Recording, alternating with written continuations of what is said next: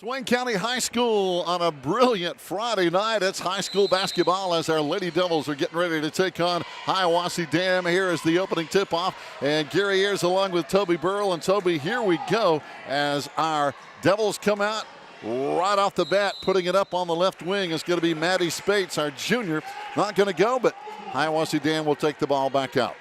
And an interesting game for us here tonight. Gary's Hiwassee Dam's in town, and the Lady Devils hosting for the second time. It's been a long layoff since the loss to Smoky Mountain, and Coach Josh Griffiths had a lot of time with his troops to get things the way they want them here. And the Lady Devils open in a zone, which they did not play against Smoky. Spates with the poke away over there. But the big story of the game, Gary, is going to be the health of Maisie Heltman in the middle right there in an effort to try to protect her a little bit. She is a little bit lame with a hamstring issue, and it was a game-time decision right at tip-off, and that's big news for the Maroon Devils. And as you can see, Maisie has a big wrap on her left hamstring, which is, of course, her injury area as that ball is going to be tipped out of bounds. But we hope Maisie's going to be okay, one of our seniors. This is a veteran team, Toby, as we look at the lineup. 3 juniors, couple of seniors. So a team with a lot of experience. Outside jumper is going to be good over there by Kiara Taylor, the junior, 5'4" for Hiwassee Dam. It is, and the most interesting part of that, talking with Josh Griffith right before tip-off, is Heltman will be on a minutes restriction tonight. So she will not play the normal load that she does. And the Lady Devils have looked to her now for 3 years for offense. And so that's going to be a big key as to which of these underclassmen are going to step up and provide the offense. And the break may provide us the answer. Smith misses that one, and Hicks is going to get whistled with her first foul. So now the foul with 6:34 to play. We're just underway here in the first quarter at Swain County High School. Again, earlier today, the JVs won an exciting contest that went into overtime. 66-55, our JV boys. And what a game of runs for both teams in that game. 14-0 run to end the half for Hiwassee Dam and take a big lead. And the Maroon Devils stormed back to force overtime, and then outscored the Eagles 11-0 to open overtime to take the big win. And just a great effort by the Maroon Devils there. Smith and Heltman both with a block on that one. It's going to go out of bounds to Hiwassee, but Savannah Smith patrolling the inside of that paint. Her and Heltman, the 2 tallest Lady Devils on the floor, and they made their presence known there. Shot from the corner again, that rattles home. That's just a 2, though, for Taylor. And a 5-0 start for the Eagles here over our Lady Devils. And we'll see as right now Hiwassee Dam matching up man-to-man defensively, and the ball is going to be knocked away. So another turnover as we're going to see the Lady Eagles of Hiwassee Dam in their blue and white against our, of course, homestanding Lady Devils in white with maroon trim. And Gary, turnovers was the big story of the Smoky Mountain game. The Lady Devils committing 41 of those during that game. Made it nearly impossible to get any kind of offense going. That's why they scored those points. And there's a late whistle on Savannah Smith. So the second foul on the Lady Devils, and Arizona Blankenship is at the scorer's table. She will be checking in. My guess early on here is it'll probably be Heltman since she's on the minutes restriction and has made a couple of trips up and down the court. Of course, the big bugaboo, as we all know athletically, is you get loose and then have to go sit down. Sometimes that's as problematic as playing. Yeah, it tightens back up because you're sitting there getting cold and your muscles tighten up, and that is going to be the case. Maisie's going to come out of the lineup, and as you mentioned, Toby, Arizona, a true freshman coming in. What a season she has had in the great outdoors. And watching Heltman, she goes straight to Carrie Powell to report the progress of how the hamstring felt during that initial run. And Gary, you know, in a lot of professional and college events, when you see somebody come out of the game like that, and there's Hicks with the first basket of the game for the Lady Devils, you see them go straight to a stationary bike. And the reason for that is so they do keep that muscle loose and don't have it stiffen up. And there's a travel called over there on Riley Payne of the Eagles. And Heltman walking the bench now, flexing it, and I think she's lobbying pretty hard, Coach Griffith, to get back in the ballgame. But the fear, of course, is that thing becoming worse, and the Lady Devils are going into a stretch next week where they're going to have 3 games for the next 2 weeks in a row. That's tough. And, of course, you want to get to Christmas where Maisie has a little bit extra time to get better. Nice look. Oh, wide open. And it rolls out. So tough break in there for Smith, as that was an easy bunny. Oh, no doubt. Going the other way, it's going to be Hiwassee Dam answering Katie McNabb, one of the 3 young ladies named McNabb starting tonight for Hiwassee Dam, which is unbelievable to have 3 players with the same last name starting. And they can bring in off the bench the Styles trio, 3 of them. 4 of them, actually. Four of the Styles ladies here. So Lady Devils back with the basketball as they try to lay it up, and there's going to be contact over there with Maddie Spates. But no foul call. There's going to be a travel before the foul. And again, the turnover bugaboo being a problem here early on for the Lady Devils, who trail at 7-2. And Joe does have the scoreboard up for you, so you can follow along without Gary and I having to tell you. 4:32 remaining in the first period of play as the Eagles work the ball around the perimeter of the zone against our Lady Devils. And again, Hiwassee Dam, ball knocked away in the paint, but Hiwassee Dam gets it right back with Kiara Taylor.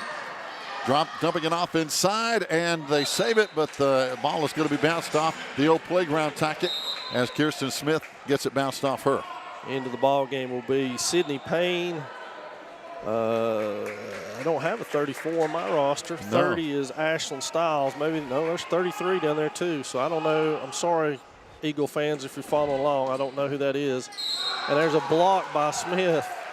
And again, a whistle. We see that time and time and time again, Gary, in the girls' game, is officials just not believing somebody on the girls' squad can block a shot. But they can. And that was a block with Savannah basically still on the ground.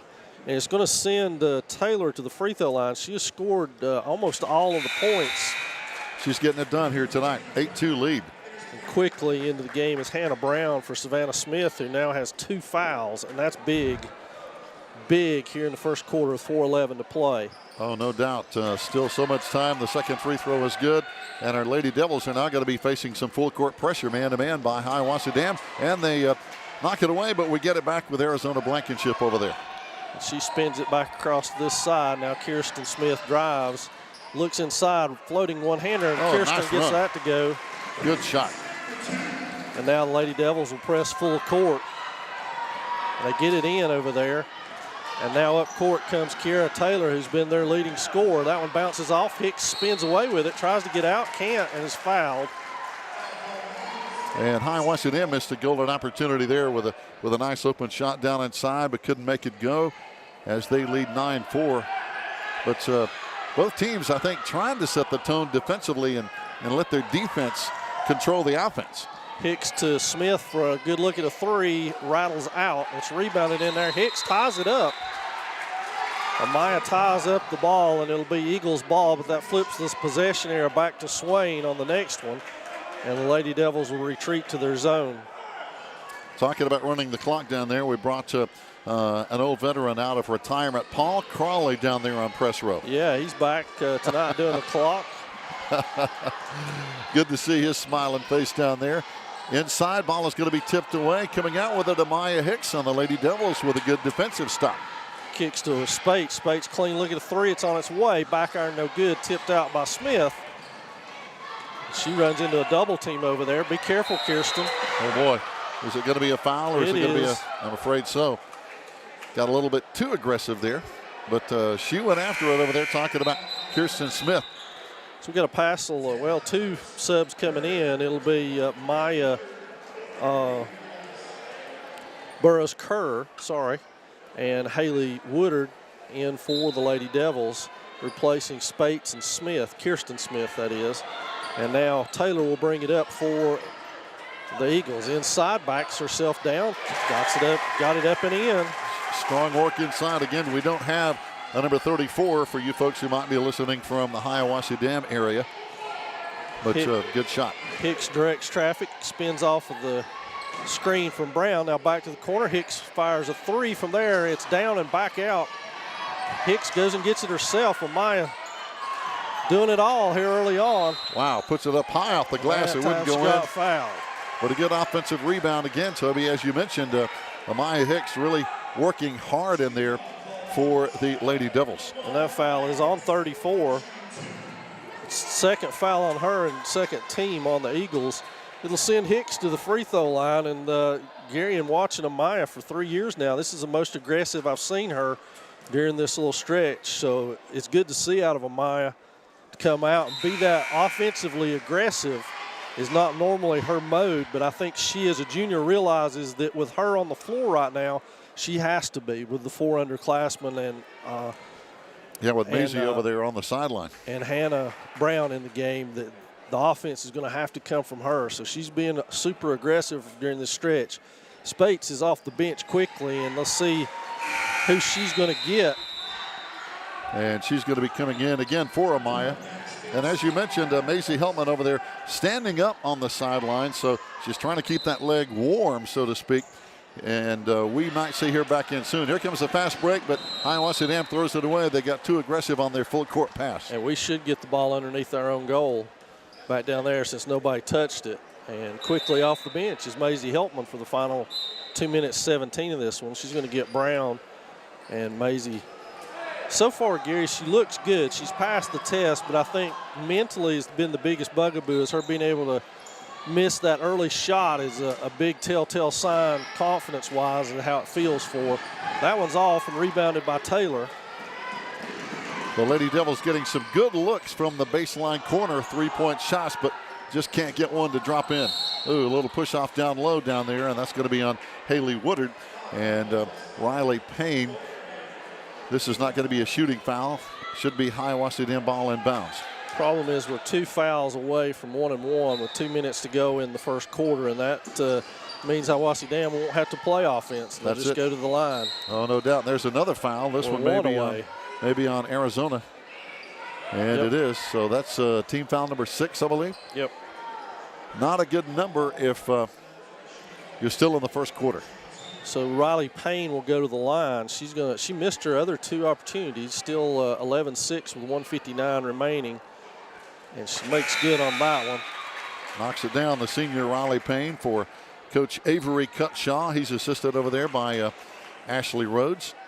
And that's Katie McNabb back into the lineup for the Eagles. And Taylor, check that, Payne will shoot her second one here. That's back iron, no good, and Burroughs Kerr can't hold on to it. It skitters away, and now Blankenship in there digging at it. She pulls it out, tries to go the other way, is almost tackled over there. Yep, good hustle. By Stiles.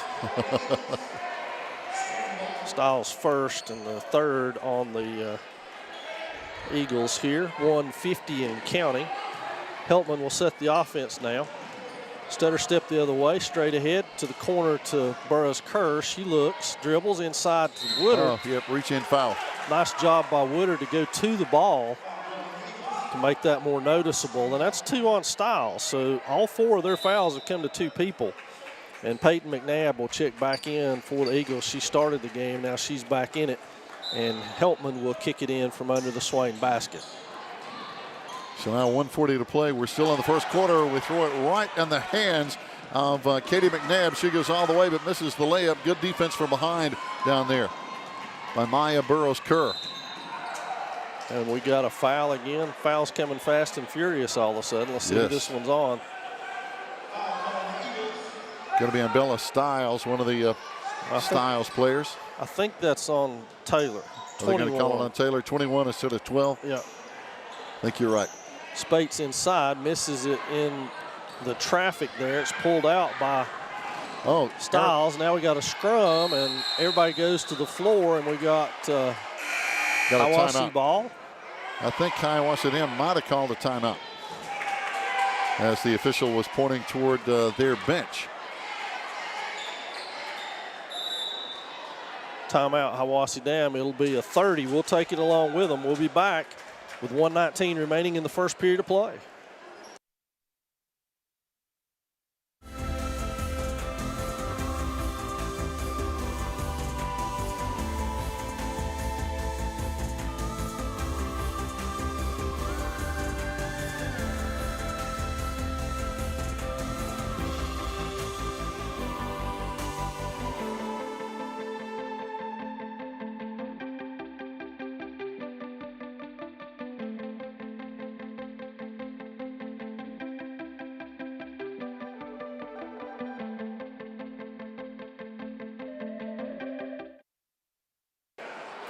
So back for the closing 1 minute, 19 seconds of the first period of play here in this Hiwassee Dam. And we only had 4 out there. So Maya Burris-Kerr back on the court now for the Lady Devils. Nice extended minutes for her and Blankenship and Woodard here with Swain in a little bit of foul trouble. Yep, back in that 2-3 zone. Maisie Heltman back there in the middle of that zone in the paint. It's a matchup because they're coming out to get the ball wherever it's at. Blankenship with that one, and she tied it up. I believe that should be Swain basketball. Yes. Nice job by Arizona to tie that one up and get a steal as the dribble tried to cross her face. Now it'll be Swain ball with 1:05 remaining in the first period of play. Heltman still in the ball game, if you're wondering. Blankenship alone now. She goes hard to the hole, kicks it to the corner to Woodard. Woodard fires a 3, and that's way off. Yep. And rebounded over there by McNabb, who will head the other way. And again, Toby, we're getting some good looks down on those corners, but just can't get that 3 to drop. Kirsten Smith and good defense out in front. Here's a good steal by Kiara Taylor, but she stepped on the sideline, unfortunately. And it'll go back to the Lady Eagles here. And now we go to the bench again. Coming back in is going to be Amaya Hicks with Kirsten Smith. She's going to get Heltman and Woodard as Heltman plays about a minute and a half spurt there before she goes back to the bench. Normally, if you're not a follower of Lady Devil basketball, Maisie usually plays all 4 quarters and doesn't come out. So for her to be on this minute restriction is probably very difficult for her to deal with. Yes. So Hicks unguarded, dribbles in, free throw extended, misses the shot, pulled down by McNabb, and now the Eagles go 1-on-4. Oh, good steal. Pulled out of there by Burris-Kerr. Yep, Amaya Hicks brings it back up the floor, looks to the sideline for instruction from first-year coach Josh Griffith. Going to have a 30-second timeout, looks like here, Toby, with 22 seconds to play in the first quarter, down 12-6. And we'll take it along with them.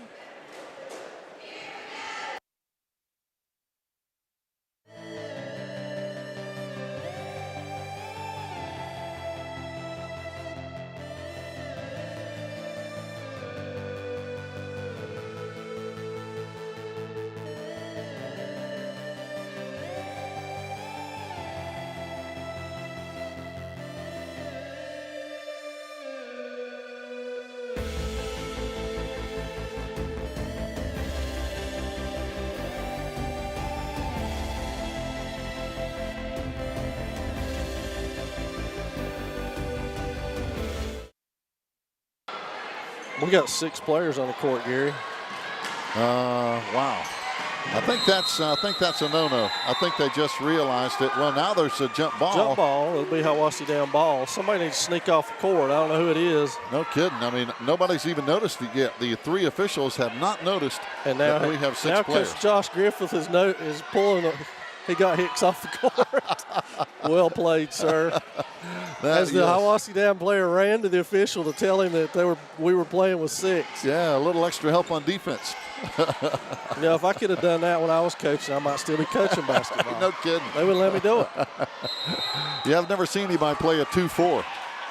That's on the floor, but that's going to be the 7th foul, so they're going to shoot 1-and-1 with 1/10 of a second remaining. Oh, boy. Haley Woodard picks up her 2nd foul. And one now of the McNabb 1-and-1. girls at the line. Olivia McNabb, a true freshman now for Hiwassee Dam. First one is no good. It didn't hit anything, so that'll be Swain basketball out, but with 1/10 of a second. Yep, can't really get a shot away with 1/10. That's going to do your first quarter of play with the Eagles on top 12-6 over our Lady Devils. We'll go out to our cheerleaders here as they're going to do a cheer.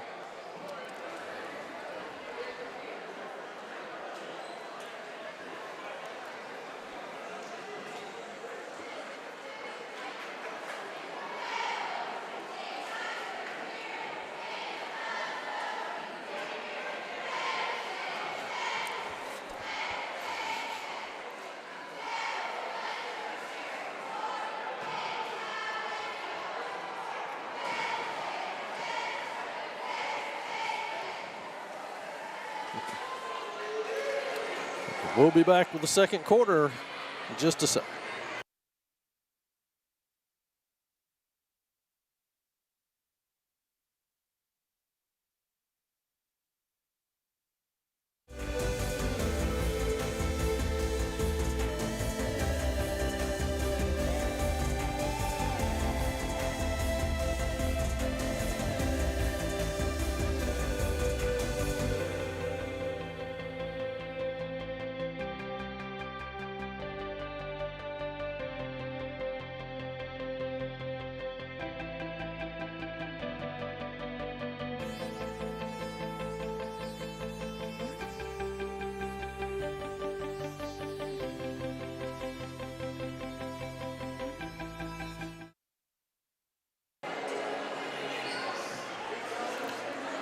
Fans, welcome back. 12-6 lead here for Hiwassee Dam as we get the second quarter underway here. Good atmosphere here tonight, Toby. Sometimes if you haven't been to a basketball game in a while, you don't realize how loud it is in here with a lot of fans. And our fans had such a great JV game. They were so much into the game, and it's just a good atmosphere inside this gym. And just like that, 9 seconds into the second quarter, Savannah Smith picks up her third foul, and we'll have to take a seat. Hannah Brown at the scorer's table waiting to get in, hoping that Savannah doesn't pick up number 4 before she can get in. Good rebound by Maddie Spates there after the miss. No iron for Hiwassee Dam as Arizona Blankenship brings it around to the top of the key. Back over to Amaya. Jump shot goes. Nice looking shot. You were just talking about that, Toby. Amaya Hicks really doing a good job offensively. Well, Gary, the Lady Devils' plights getting ready to get even worse as Maisie Heltman and Savannah Smith, the 2 leading scorers from last year, both averaging in double figures. So you're taking about 30 points a game out of the Swain High lineup with neither of them being able to play. Don't do it, Savannah. Shot inside, misses, and There's a good Smith rebound. gets the rebound. Heads the other way on the dribble, poked away from behind, saved, and it will be off of Blankenship. Yep, tried to save it, but had her foot on the baseline down there, so the Lady Eagles get it back. So the Lady Devils, with 3 seniors on their roster, 2 of which have provided their offense for basically 3 of their years here, and now those 2 are sitting over on the bench, and Hannah Brown is in the game, the other senior, to try to provide some stability here with this very young group. 2 freshmen out there with 2 juniors. That's tough. And trying to slow down the Eagles' offense and doing a pretty good job right now as they pop the jumper from the left side. And the miss, and Maya Burrows-Kerr with a rebound, but we turn it right back over. now the Eagles try to set it up. Spates trying to get back into position. Again, trying to drop back into that zone. Going back inside. Good defense. Hiwassee Dam kicks it back out. This 3 won't go by Kiara Taylor. She gets her own rebound. Oh, here's Arizona with a steal. She may be able to take it coast to coast all the way for the layup, and it's going to be fouled on the play by Sydney Payne. So a good hustle by Arizona. So at least Blankenship will get a couple of free throws for her trouble here with a chance to pull the Lady Devils back to 2. Maisie Heltman lobbying her way. She may want to go to law school. She was able to lobby her way back into the game, and she's at the scorer's table. She's going to be right back in. First free throw is going to be no good by Arizona. Back in now for Hiwassee Dam is going to be Riley Payne. Coming out for the Lady Eagles, Katie McNabb is going to check out along with Sydney Payne. But a lot of good basketball here tonight. Again, JVs with a good win in overtime. JV boys. Second free throw good by Arizona Blankenship. Again, one of our freshmen. So back to within 3 go the Lady Devils here on this defensive possession. Spates rushes out at it, and everybody falls down. That's going to be a foul on Maddie. Her first, thankfully. To run down the foul situation, Gary, Haley Woodard with 2, Savannah Smith with 3. Wow. Kirsten Smith, I think, has 1, but she's been on the bench for a long period of time, so maybe she has 2 and I missed that one. But Amaya Hicks, Arizona Blankenship, and Maddie Spates 1 each for them. McNabb's first free throw is going to be good. She'll get a chance now at number 2 with a 4-point Hiwassee Dam lead. Good student section over there on that end of the floor. Second free throw is going to be no good. And the rebound chased down by Arizona as the Lady Devils go right to left on the floor. Top of the key again, Amaya Hicks trying to get it done offensively. Ball is going to be knocked away, but they say it's going to be off of Amaya's foot, I guess, and Hiwassee Dam gets it back. Not sure Coach Josh Griffith agrees, but the ladies in blue have the basketball. So they're working around the perimeter. They're trying to work it inside. Blankenship smacks that one out of bounds. It'll be Eagle basketball. 5:42 before our half. We got guys action coming up after this. If you missed the first game of the season, our Maroon Devils with a resounding 30-point victory over Smoky Mountain, which, Gary, as you know, is hard to come by. You don't get those every day. No, you don't. Smoky Mountain with Jimmy Cleveland back at the controls up there.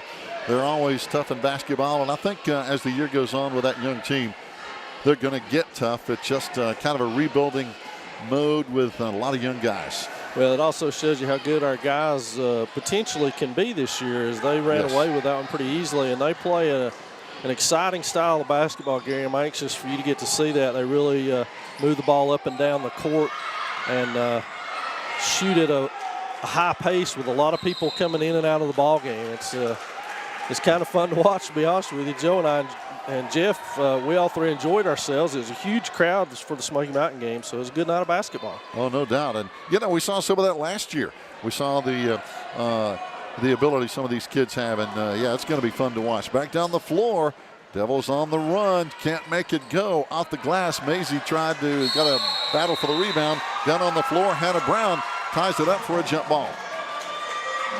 Unfortunately, it's going to be possession arrow, Hiwassee Dam, with still 5 minutes to play here in the second quarter. They did not get Kirsten. Now she's coming in. So Kirsten back in for AZ, and it'll be the basic starting lineup minus Savannah. And what would do us a world of good right here is for Maisie to get a shot to fall. She's just not been able to get one to fall, and it's all been difficult this season for her. Smoky Mountain run double teams at her every time she touched the ball with a lot of physicality. And now tonight, here she is playing her team. And whoa. Now there's another foul. This one's going to be on Kirsten Smith. Not a good situation for our Lady Devils, Toby, with the fouls. And now they get 2 shots at 4:40 remaining in the half instead of 1 and 1. So at the line, Riley Payne gets a pair here. And she makes that first one. And that's going to be tough, as now Hiwassee Dam's going to be in that double bonus the rest of this half, as you mentioned, with 4:40 to play, and that's hard to overcome. Well, you don't have to run an offense. You really don't. And second free throw no good, as the rebound is going to be picked up by Maisie. Again, trying to find her rhythm, and it is tough to do playing limited minutes. Yeah, especially when you're used to being able to play all those minutes, get into the flow of the ball game and things of that nature. It's tough. Yes. Hicks off the screen, pops, just rolls around and out. Tough break for Amaya, but I love the aggression that she's showing. That's exactly what she needs to do in this progression. And now Maisie with a steal. Be careful weaving and jumping. Shot wouldn't fall, but she's going to be fouled.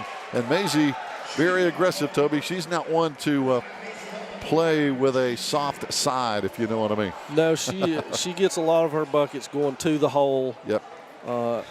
With physical contact, and that's what I worried about, her going to her left that time on the left leg, but she managed it okay, and still just 2 games in a row here, she's just not able to get the ball to fall, and she's a better shooter than that. She knows it, and I think that's part of the problem. She puts a lot of pressure on herself to score and to lead this team, and she gets that one to sink. Maybe that'll knock the top off the bucket for her.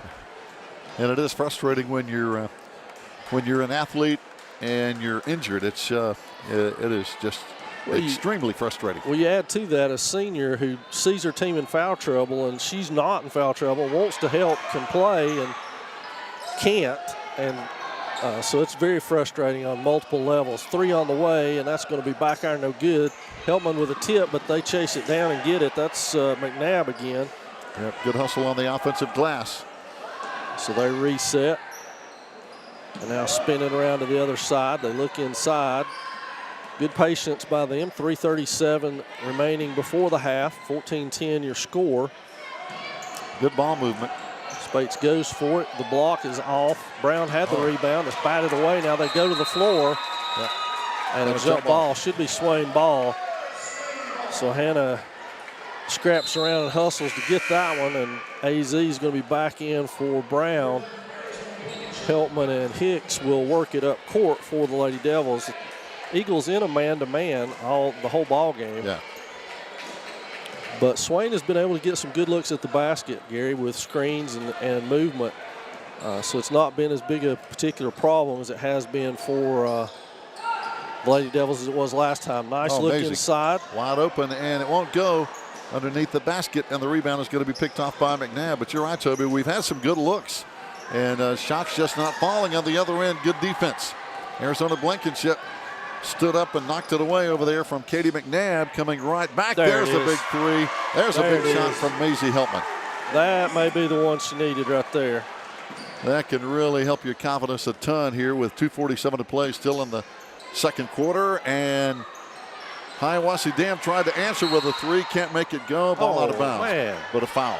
What a tough break. The McNabb girl came over Spates' back to tip the ball, and then they get Heltman with a push under the basket. Yeah, and Maisie was basically just standing still. And so now, without having to run anything, the Eagles with a chance to score 2 more points here. That one's no good by McNabb, one of the McNabb girls. Yep, this is Olivia.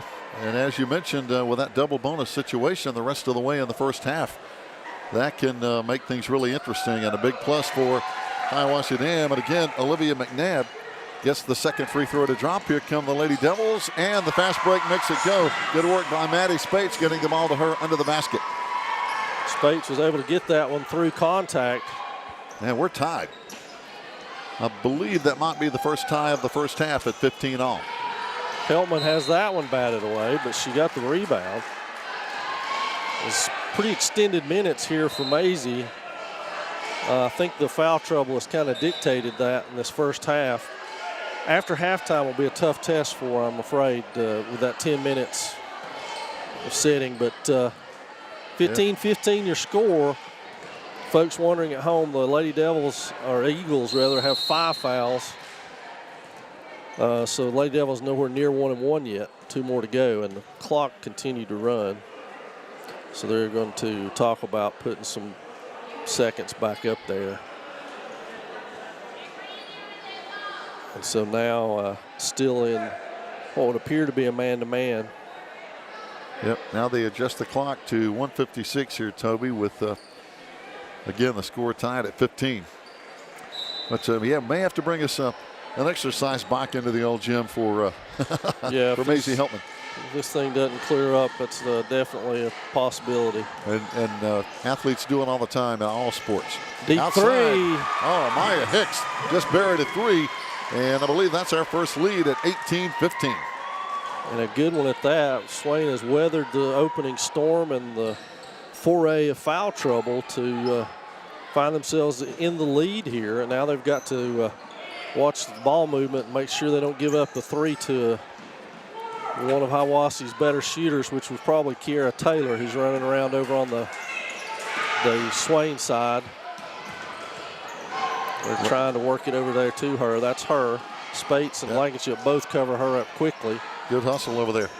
Oh, ball is going to be out of bounds. It'll be Swain basketball. Yeah, off the hands of Sydney Payne. So the Lady Devils, good defense that time, Toby. Really didn't allow anything inside. Well, honestly, they've played really good defense all night, to be honest with you, Gary. And it's 1:05 remaining in the first half now.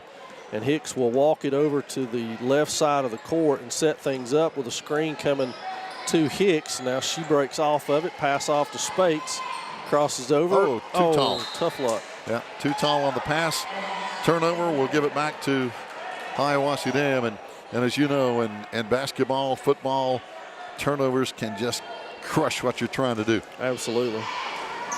You can play good offense for a good 30 seconds and then have it all fall to pieces with one pass. That's it. Got to protect that ball.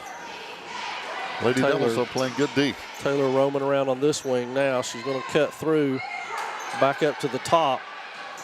There's a double team. Don't slap at it. Kicked it back out. Back off. Good defense again by Maisie, and there's a travel call. Maisie reached in and caused that. So good defense by Maisie Heltman down there with just got her arm in the play. Quickly into the game is Kaylee Parker, a freshman. She's seeing her first action tonight in the closing seconds here with 22 seconds left before the half. And Heltman is going to walk it up here against Hiwassee Dam, crosses over, kicks it back to Parker. Parker back over to Hicks. Hicks goes all the way around. He's got a good look at it. Lays it in and fouled on the play. Good run by Amaya down the right side of the lane. Just again very aggressive and use that seam to hit the layup. So Hicks will go for the conventional, traditional three-point play here at the free throw line. She has played a really good first half. And she knocks that one down. And By my count unofficially, I've got her for 12 points now. So she leads the Lady Devils. 21-15 Swain, under 10 seconds to go before the half. Fumbled over there. Will they have enough time to get a shot off? Nope, they're not going to make it. That's going to do it. Yeah. So our Lady Devils go to halftime with an outstanding second quarter, Toby. You know, the first quarter we had open looks. The ball would not drop.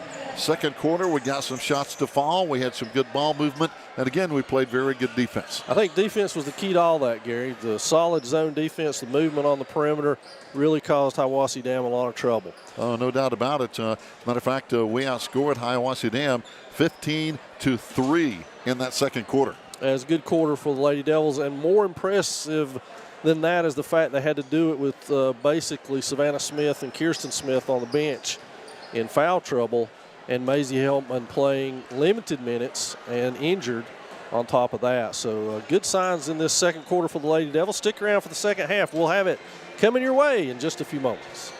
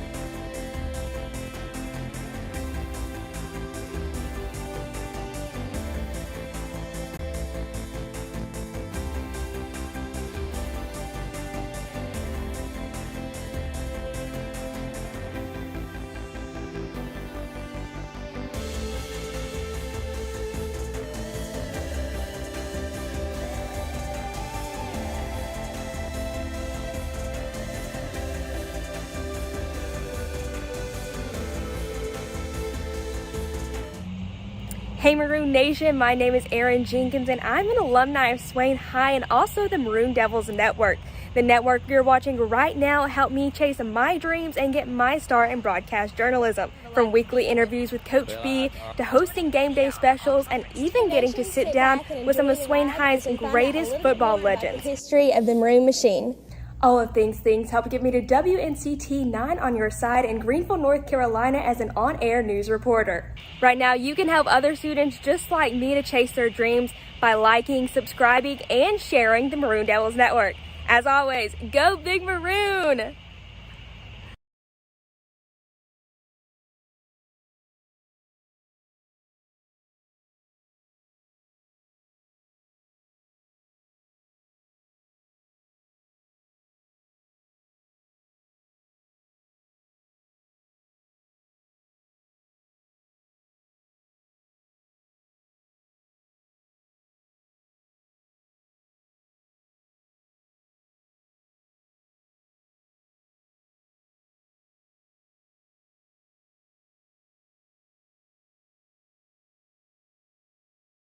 Who could blame him on that front, considering he's been almost mauled in the first half. Bogdanovich with a big block. Kirkland comes away with a rebound. All the way to the Spinning basket. layup. Carter Kirkland. Oh, a little Euro step. Kitchens with another rebound. And that'll be Blankenship kicking it ahead to Kirkland, who steamrolls by his man, flips it back out to Groenwald. 3 on the way from Collins' pass. What a great extra pass. And it is good. All the way Swain down still court. applying the pressure. I like to see it. Kitchens, Lord knows we've been on the receiving end of that numerous times. no doubt. Smokey up on us, still pressing our guts out. So there's another one by Isaiah.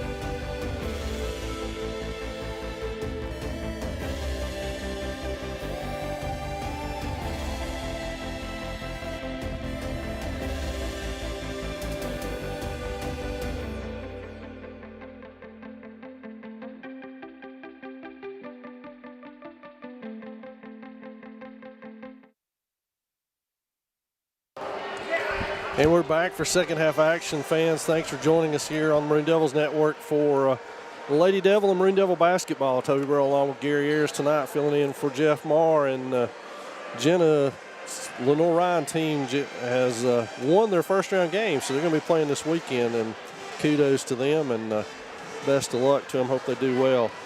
Yes, foul indeed. trouble, the early story in this one, then the Lady Devils overcame that and now look to see what they can do in the second half with their starters back out on the floor together for the first time in a very long time in this ballgame, maybe since the opening 2 to 3 minutes. Yeah, and that's going to be key, I think, Toby, is now Hiwassee Dam will open up with a basketball, but our Lady Devils had a really strong second quarter, 15-3 run in the second quarter as they were down early but came fighting back and really didn't let that foul trouble control their game. They played really good defense and still played pretty aggressive. Hiwassee Dam going right inside again. There's good work inside by Savannah Smith. She stood her ground, and the pass is going to be deflected and picked up by Maisie Heltman, who will start here. And we hope her left hamstring is going to be okay, as you can see it on camera wrapped up. Maya Hicks directing traffic, and she had one of the best first halves of her career. And there's Spates spilling to the ground. What have we got? The defense was moving. That should be a foul. We got a foul. Let's see which way it goes. It's going to be on Payne. And there's so many situations where is it an offensive charge? Is it a defensive foul? But when the defense is moving, it's pretty easy to call. All tipped away there. Good defense inside by Olivia McNabb. It's good to see Maddie Spates was okay, and the other girl, Payne girl, both okay after that. They both went to the ground pretty hard. Yes. Kirsten Smith with the left hand kicks to her sister. Savannah improves her position. Got hit on the arm. No foul called. Good looking shot too. And again, we've seen that tonight. We have had some really good looks offensively. The Eagles having a hard time getting into any kind of set offense here against this zone that goes way out. You can see Kirsten Smith all the way out here on the wing. Now Maya Hicks that go skip pass back across. And our Lady Devils, you're right, have really controlled the paint defensively. Now they finally get one in the paint. It's going to be knocked away, but Hiwassee Dam picks it back up, misses the shot over the back. No foul is called as Spates comes out of the pack. And got to be careful with how this pass goes just across half court, but good job on defense that time. It was a good job. Maddie boxed out again, had position. The girl came over her back again, but she was able to stick with it and get it. Now Hicks finds Heltman. Heltman works on that, goes left, is fouled on the play. Oh, he waved it off. It's going to be on the floor. Oh, man. Tough break. Yep, going to be a 1-and-1. No, it'll be out on the side underneath. That's right. Going to be a foul on number 11, Katie McNabb. And not in the 1-and-1 situation yet. I'm so used to fouls. We had so many in the first half. There's Maisie baseline. Her shot too strong. Good work on the rebound inside, though, by Savannah Smith. And another foul on the Eagles.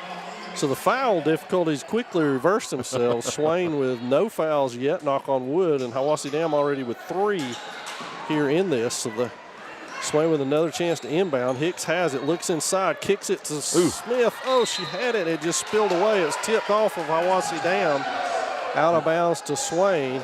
Yep, Kara Taylor got a hand on it. So good job by Savannah to post up hard in there against Olivia McNabb. And now, nice pass. And she's fouled again. Got to get that one. Yep, Olivia McNabb got her from behind. And so you're right, Toby. This foul situation has really taken a total 360 reverse. And it's a good thing for that to have happened too. Smith to the line for one of the rare free throws by the Lady Devils tonight.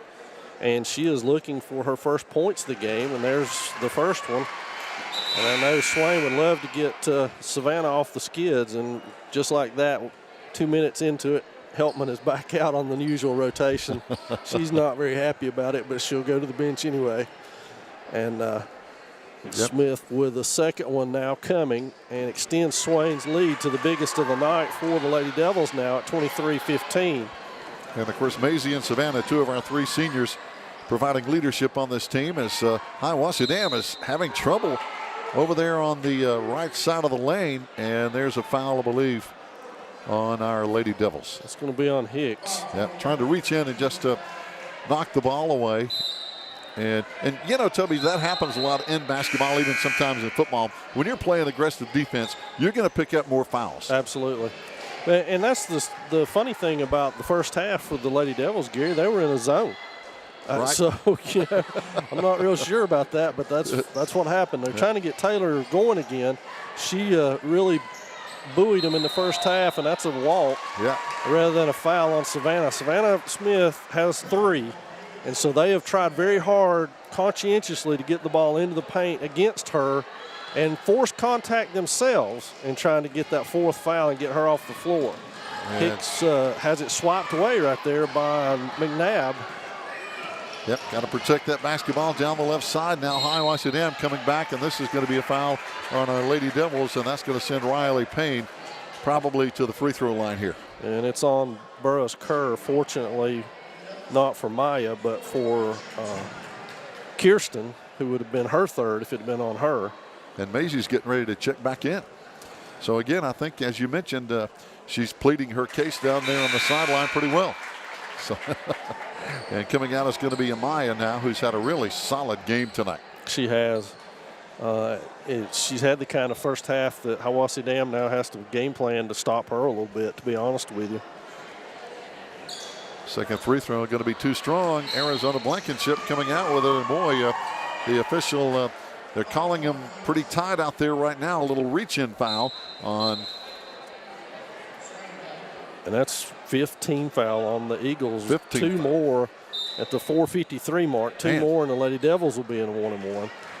So now let's see. It looks like the Eagles are staying in their 1-on-1. They're trying to match up a little bit. Now it's going to be a screen and roll with Smith and Heltman, which they've not been able to do because of foul trouble. And now Kirsten Smith works, kicks it back to the corner to Arizona Blankenship. She drives, kicks it back outside to Burroughs Kerr. Smith had a 3 but couldn't set herself. Now Heltman sets herself. It's back ironing off. Yep, wouldn't drop. And the rebound. Here come the Lady Eagles flying down the floor, but now backing out is going to be Kiara Taylor, and she fires a 3. Going to be a little short. Arizona Blankenship is tripped, trying to come up with a rebound, and the foul is going to be on Riley Payne. That's 2 quick ones on Riley Payne here in the last minute. We've got 3 on her in this half. So she is, she's been getting after it defensively, gets it kind of holding her wrist. 4:16 and counting now in the 3rd period of play. Lady Devils with a 7-point advantage. Hand off, and now Smith finds it wide open, goes all the way to the hole and rolls. Good work in there by Kirsten Smith. And again, that changing defense, Toby, left that side open. It was a great screen by big sis Savannah there to help little sis out. And back in there by McNabb. Well played. Not much you can do once they catch it down that far deep. And McNabb, a tall freshman at 5'10", is hard to stop when she gets it down there on the low post. So Heltman comes off the screen, kicks to the corner. Burroughs Kerr with a 3 on the way. Back iron, no good. Blankenship and Smith collide in there, and they've sandwiched Hiwassee Dam players. It's going to be on Blankenship. Now coming back in is going to be Peyton McNabb for Hiwassee Dam, as our Lady Devils have a 7-point lead. Also back in is going to be Amaya Hicks. Joining her is going to be Maddie Spates. So I think both coaches trying to be wary of the fouls here, Toby, but also trying to keep some fresh people on the floor as also Hannah Brown comes in. Well, we played with 6. I thought we were going to try to play with 8 there for a minute, but they're coming off now. I guess that's too obvious. It is a little obvious, yeah. Oh, boy. Yeah, that was the first, actually, in-game action. We had 6 on the floor. And good strategy, but you can't make it go very long. No. Lady Devils again putting pressure on the basketball.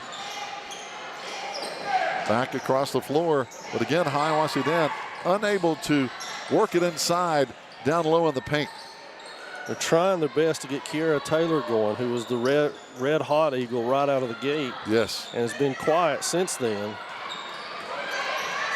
Good defense. Now they go inside. Now there's a double team off the glass, though. Basket good again by number 34, the person we don't have a name for. And that's just a good offensive shot by her. Now the Lady Devils had to have a timeout, Toby, because we didn't have the people in the right place for the inbounds with that full court pressure. It's going to be a 30, so let's see what the cheerleaders are going to do. Since it's 30, I think Well, they're not standing up. That may be a bad sign. Yeah, let's take a timeout along with it. Well, there they go. Never mind. There they go.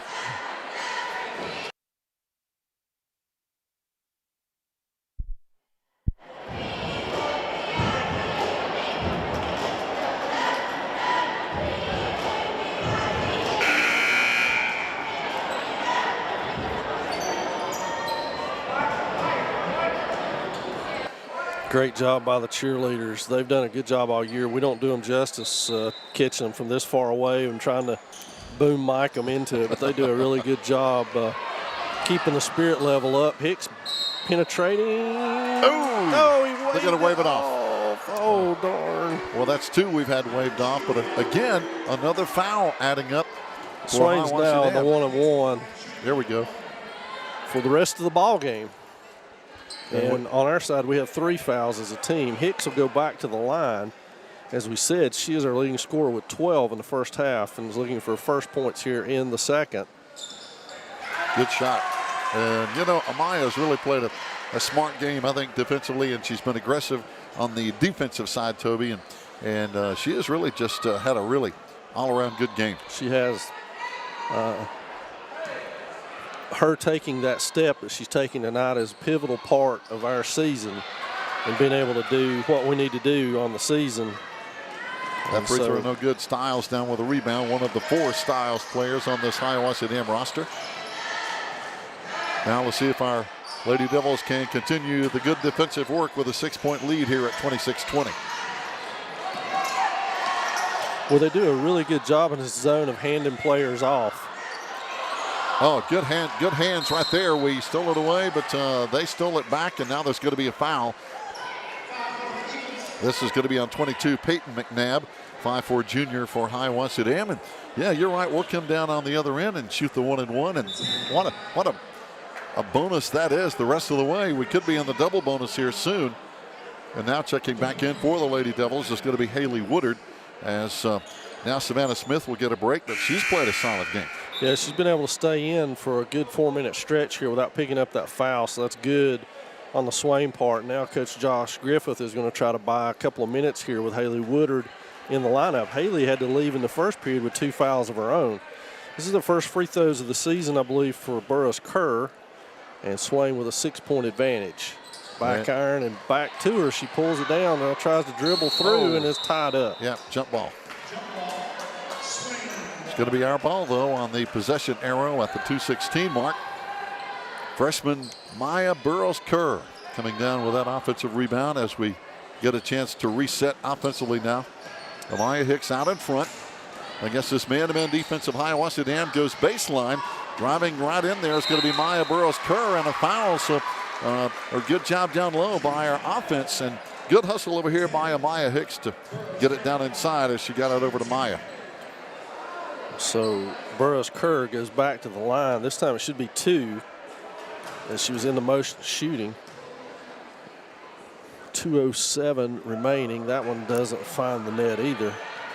And Toby, at this point of the game, with our Maroon Devils up by 6 and now on the 1-and-1, these free throws are going to be really crucial. They are crucial the rest of the way, because you can get offense out of not running an offense like we talked about in the first half for the Eagles.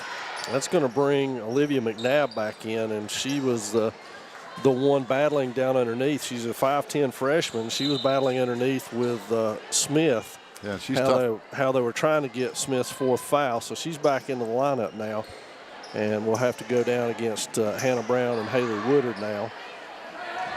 Under 2 minutes to play in the third period. 3 on the way from the corner, well off, and Spates pulls it. Again, good defense by the Lady Devils. Back down the floor.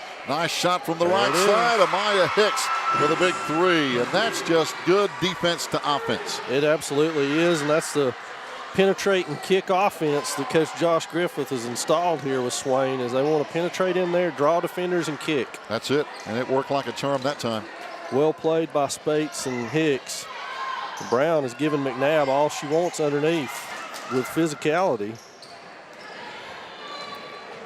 Woodard almost with a steal. Did she get? Yes, Yep. she did. Sure did. Good So hustle. Haley over there. Woodard gets that one poked away, and quickly into the game are the freshmen, Parker and Blankenship. They're going to give Hicks a break with 1:16, and Burroughs Kerr, and that's a timeout by the Eagles with 1:16 remaining. Lady Devils lead by 10.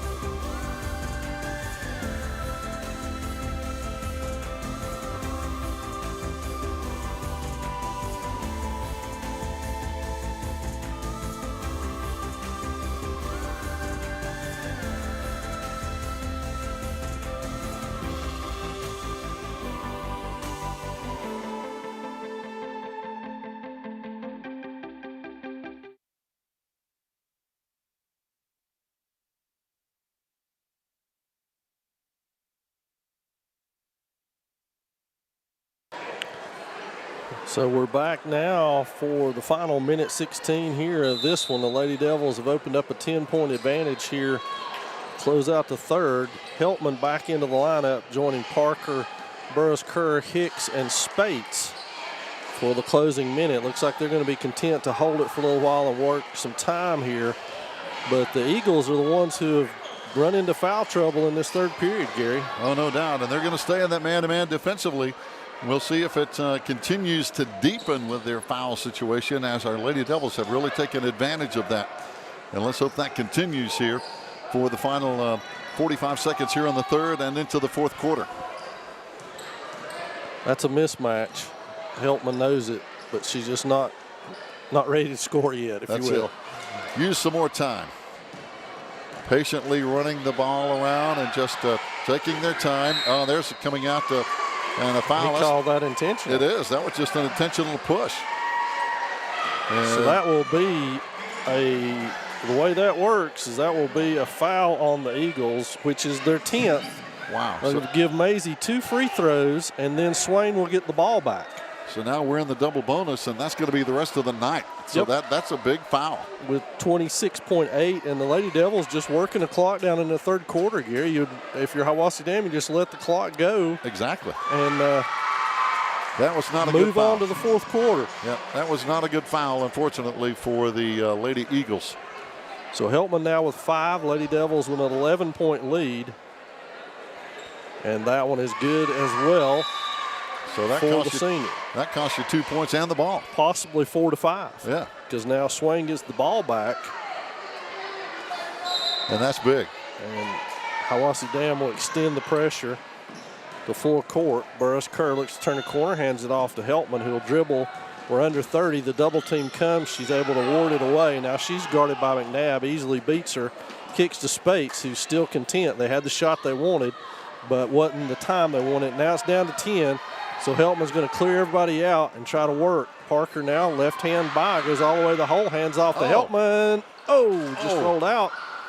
That's going to be Hiwassee Dam basketball. Well, that was a really good offensive play, though, Toby, because hey, Maisie was open on the left side of that lane. Her shot just didn't drop, but a good looking play. And that's going to do it for the third period of play. The Lady Devils stay on top here, 31-20.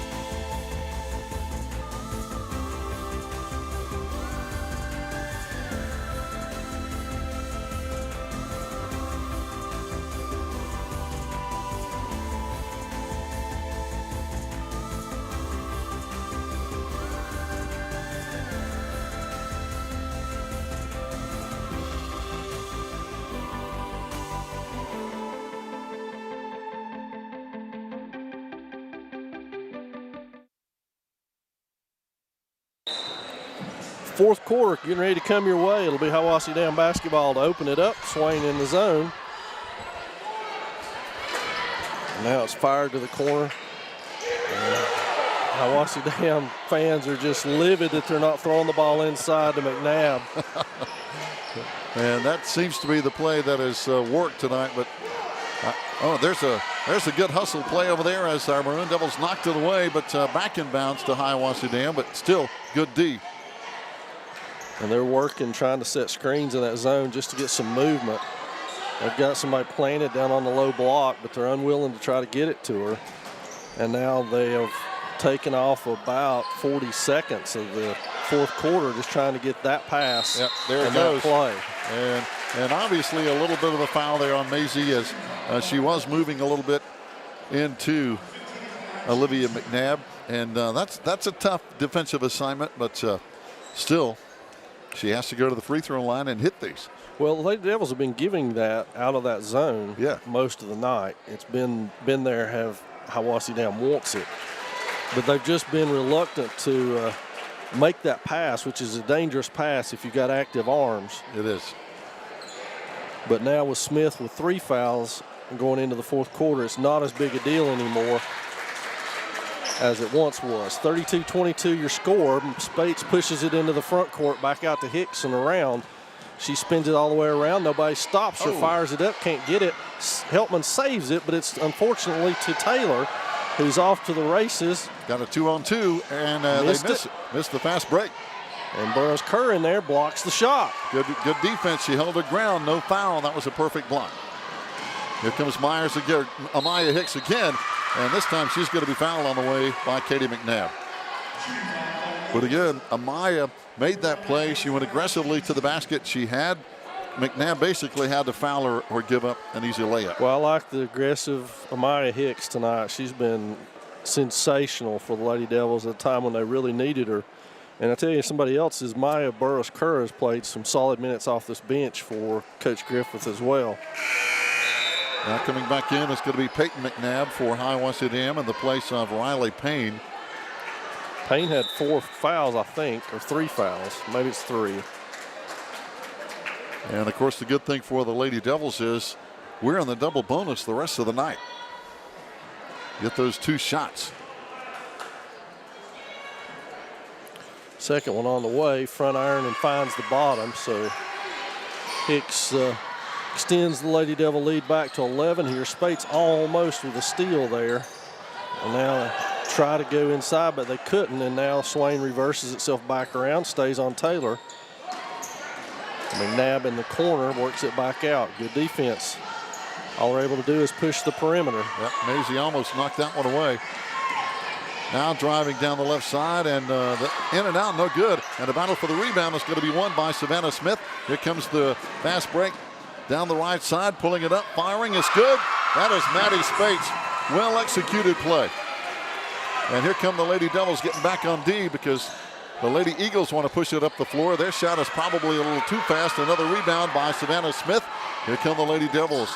Out in front now, Maisie Heltman still in the game, stops and fires, and a wide open 3 and got nothing but net. Okay. 17-point lead now. No problem, I'll take that shot. And all of a sudden, Toby, the fast break and the speed of the game picked up and it went the Lady Devils' way. This is going to be a 30, so we'll take it real quickly right along with them. It's Lady Devils on top.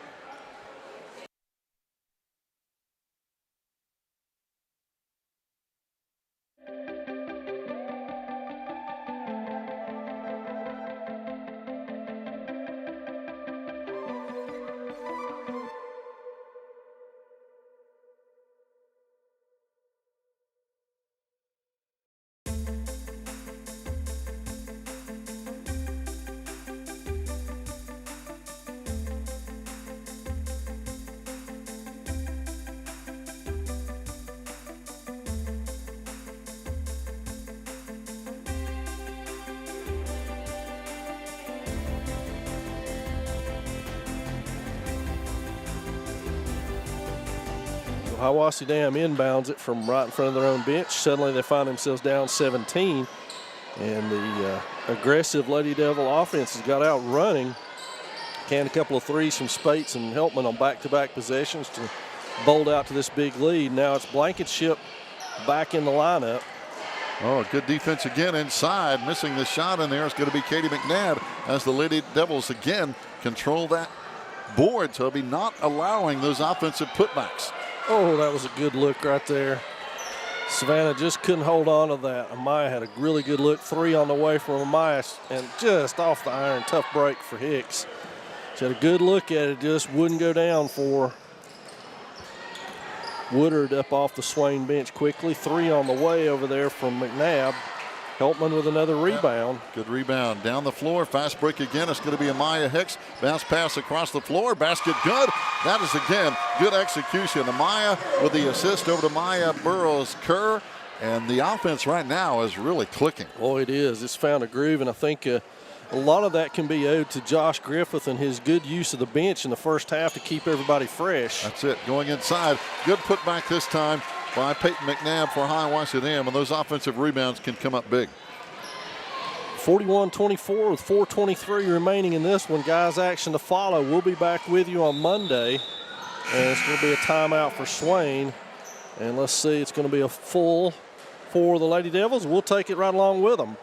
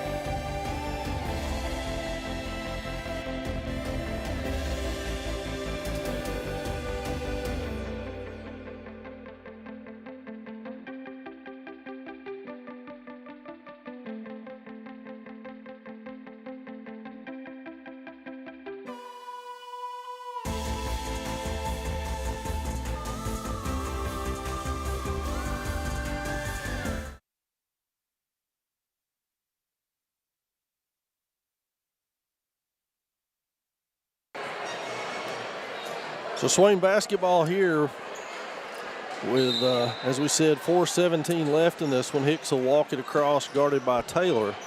Hiwassee Dam still in a man-to-man. Yeah, they have not changed at all. Blankenship tries to hand it off to Woodard, and Woodard fouls on the way to the basket after the turnover. And are we on the 1-and-1 yet, Nope. Toby? I don't think so. Should be 5. Should be 5. Coming back in, we're going to have Kirsten Smith back in. Also back in is going to be Hannah Brown. As again, Coach Josh Griffith in his first year, keeping some fresh legs out there and doing a good job rotating people in and out. It is worth noting, of course, that in his first year, Coach Griffith working on his first win here at Swain, and one of what we hope will be very many for Coach. That's right. So far, so good. That one's batted around by Blankenship. McNabb works. Nice look underneath, and Brown fouls her. Yeah. And one of the few times tonight our defense let Hiwassee Dam slip in behind us for that easy basket, and we've got to avoid that here in the final 4 minutes because they'll go back to it if we let them. Absolutely. So Taylor back to the line. This is her first point since the opening minutes of the ball game, where it looked like she was going to score 40. Yeah, hard to believe. And Kiara Taylor, 5'4" junior, very solid player now. 3:48 to play. The Lady Devils still up by 14, 41-27. Good ball movement here. Let's see if we can keep that going offensively. Driving in off the glass. It won't drop inside for Haley Woodard, but a good offensive rebound, and that is huge. And Hicks backs it back out, then takes the screen, and a moving screen on Woodard. That's going to be her 4th. But also puts 7 on the board for the Lady Devils. And while that's a player control and will not feature shots, the next one will. Yes. Kaylee Parker in for Woodard, who, as we said, now has 4. Kaylee, a freshman.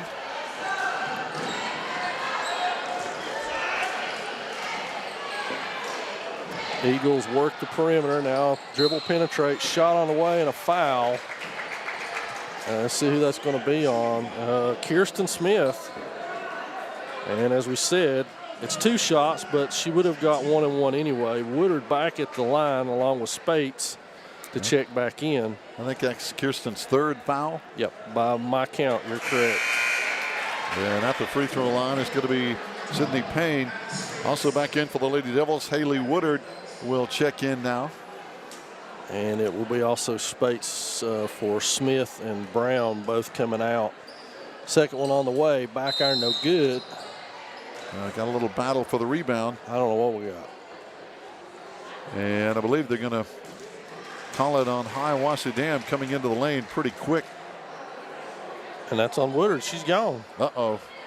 Wow. That's Haley Woodard with. Didn't see that one.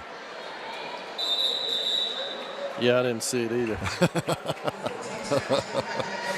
So now a tough break for the Lady Devils. You rarely have a foul call on a free throw rebound like that. That's kind of weird in a way. It is very unusual.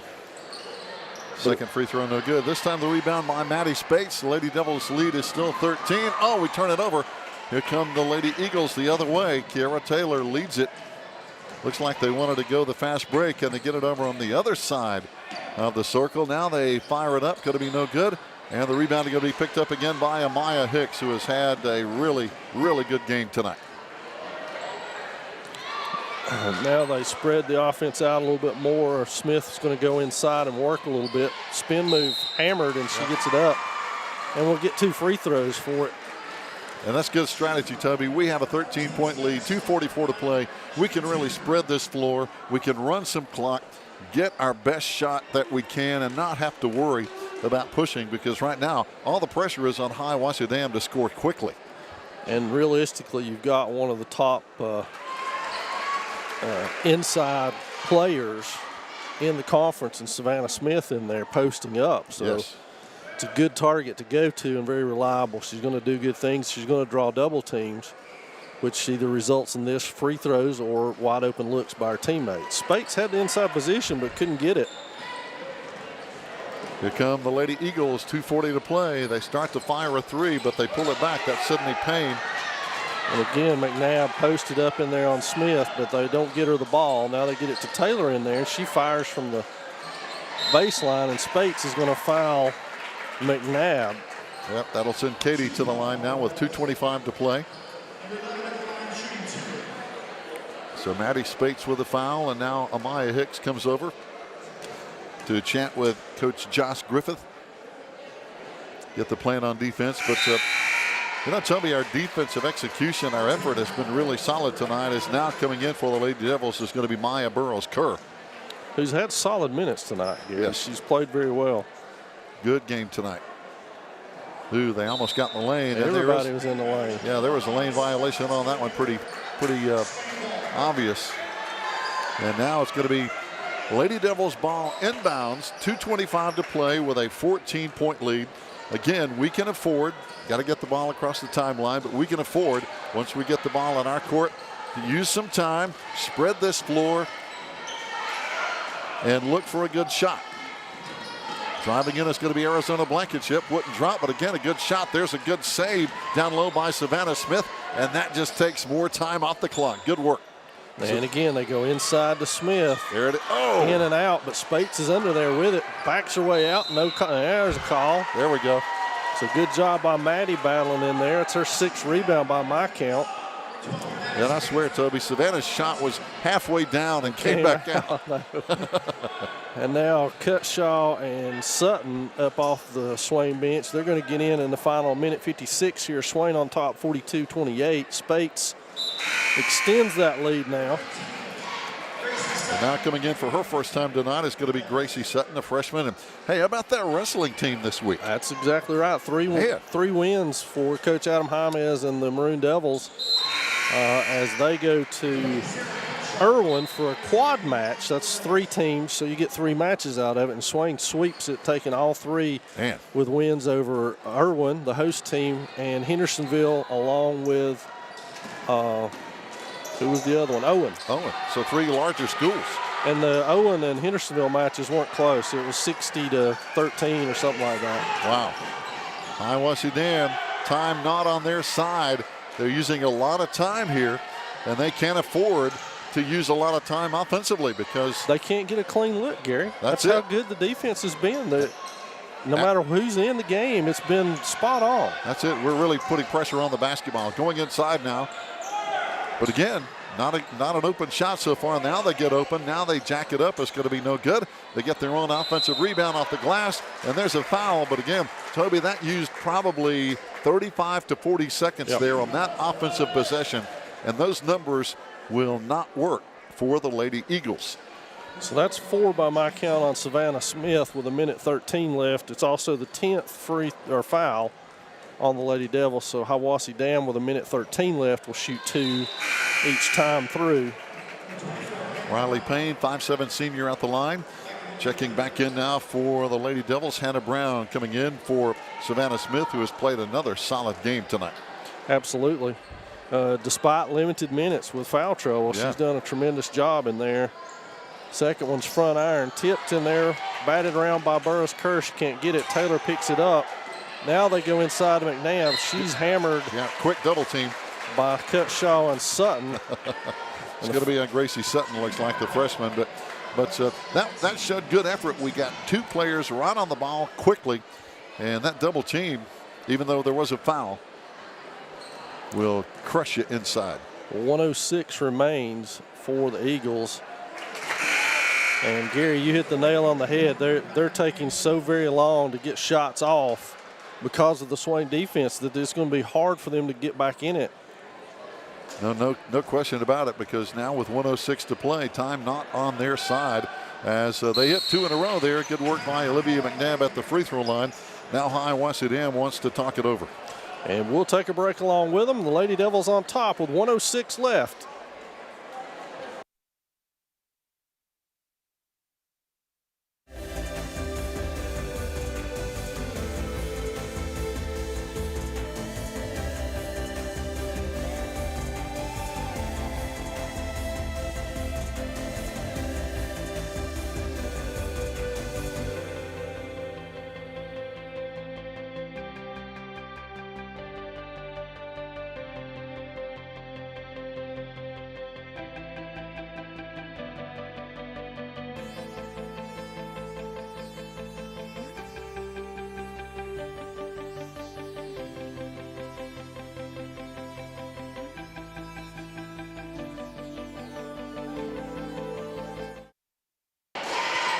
So Coach Josh Griffin has emptied the bench, so to speak. He's got 3 freshmen in along with a sophomore. And now Burris Kerr will try to work it up court. Full court pressure, Toby, so these young players are going to feel some heat.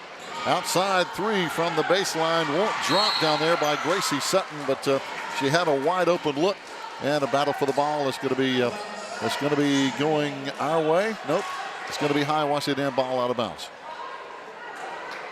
No, I started to say I thought it was our way. Yeah, but here we go with the basketball, time on our side. So all the time in the world, 50 seconds and counting now. Cutshaw cuts the corner, hands off to Sutton. It's boxed away from her. It was hit. How can that be backcourt? Yeah. They touched the ball. Number 11, Katie McNabb, actually got her hand on the ball. They've got it. So 43.2 remaining in this one. The Lady Devils, unless barring a catastrophe here, are going to walk away with their first win of the season. Will be Coach Josh Griffith's first win here at Swain. Got to hurry to get the ball across the timeline. We didn't. Swain takes a timeout before that happens. So all he's got left are full timeouts, and we'll take it along with him. Remember, Maroon Devil action coming up after this one, so stay tuned.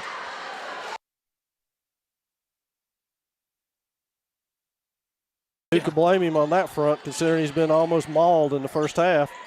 Bogdanovich with a big block. Kirkland comes away with a rebound. All the way to the basket. Layup. Carter Kirkland. Oh, a little Euro step. Kitchens with another rebound. And that'll be Blankenship kicking it ahead to Kirkland, who steamrolls by his man, flips it back out to Groenwald. 3 on the way from Collins' pass. What a great extra pass. And it is good.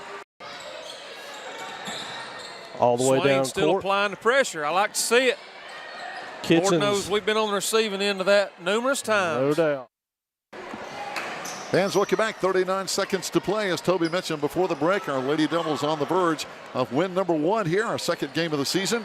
And just taking our time, patiently running down the clock. There's no shot clock, as you know, in high school basketball. And we've got to be careful, though, because if they trap us like we did on that particular play, the time ran out against us and we turn it over. 25.5 remaining in this one, Gary, and I'm going to go ahead and I haven't talked to you about this, but we'll go ahead and try to name ourselves the player of the game. And by my counts, it'll be the Bryson City Cabin Rentals player of the game. And I think myself it should be Amaya Hicks. Oh, I agree. Amaya has really stepped up and played solid on the offensive end. She's played really good on the defensive end, and she's handled the ball very well. And as I say that, she gets it kind of stolen away from her on an aggressive defensive play. But I agree, Amaya has played a really good ball game. Well, I think it was a game in which her team needed her to be the scorer, and yes, she took that on very seriously. And 2, 4, 6, 8, 10, 11, 17 points by my count. That's a good ball game. And a good aggressive nature in what she was doing out there, and I think she was the difference maker. At least for the Lady Devils tonight. There were plenty of good candidates. I think Maya Burroughs-Kerr was a good candidate as well. She had a good game off the bench. Yep. I think you got to tip your hat just a little bit to Savannah Smith. Savannah Smith, Maisie Heltman for good minutes.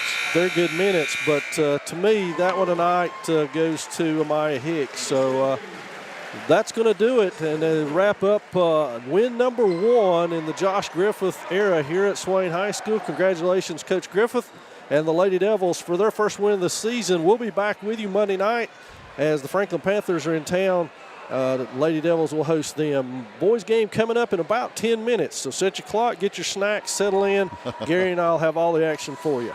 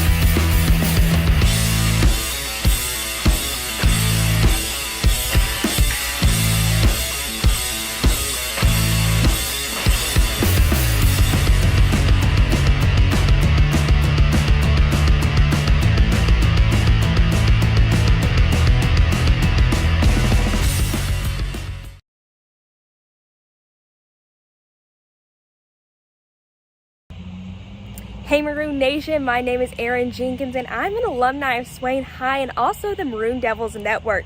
The network you're watching right now helped me chase my dreams and get my start in broadcast journalism. From weekly interviews with Coach B to hosting game day specials and even getting to sit down with some of Swain High's greatest football legends. History of the Maroon Machine. All of things help get me to WNCT 9 on your side in Greenville, North Carolina as an on-air news reporter. Right now, you can help other students just like me to chase their dreams by liking, subscribing, and sharing the Maroon Devils Network. As always, go Big Maroon!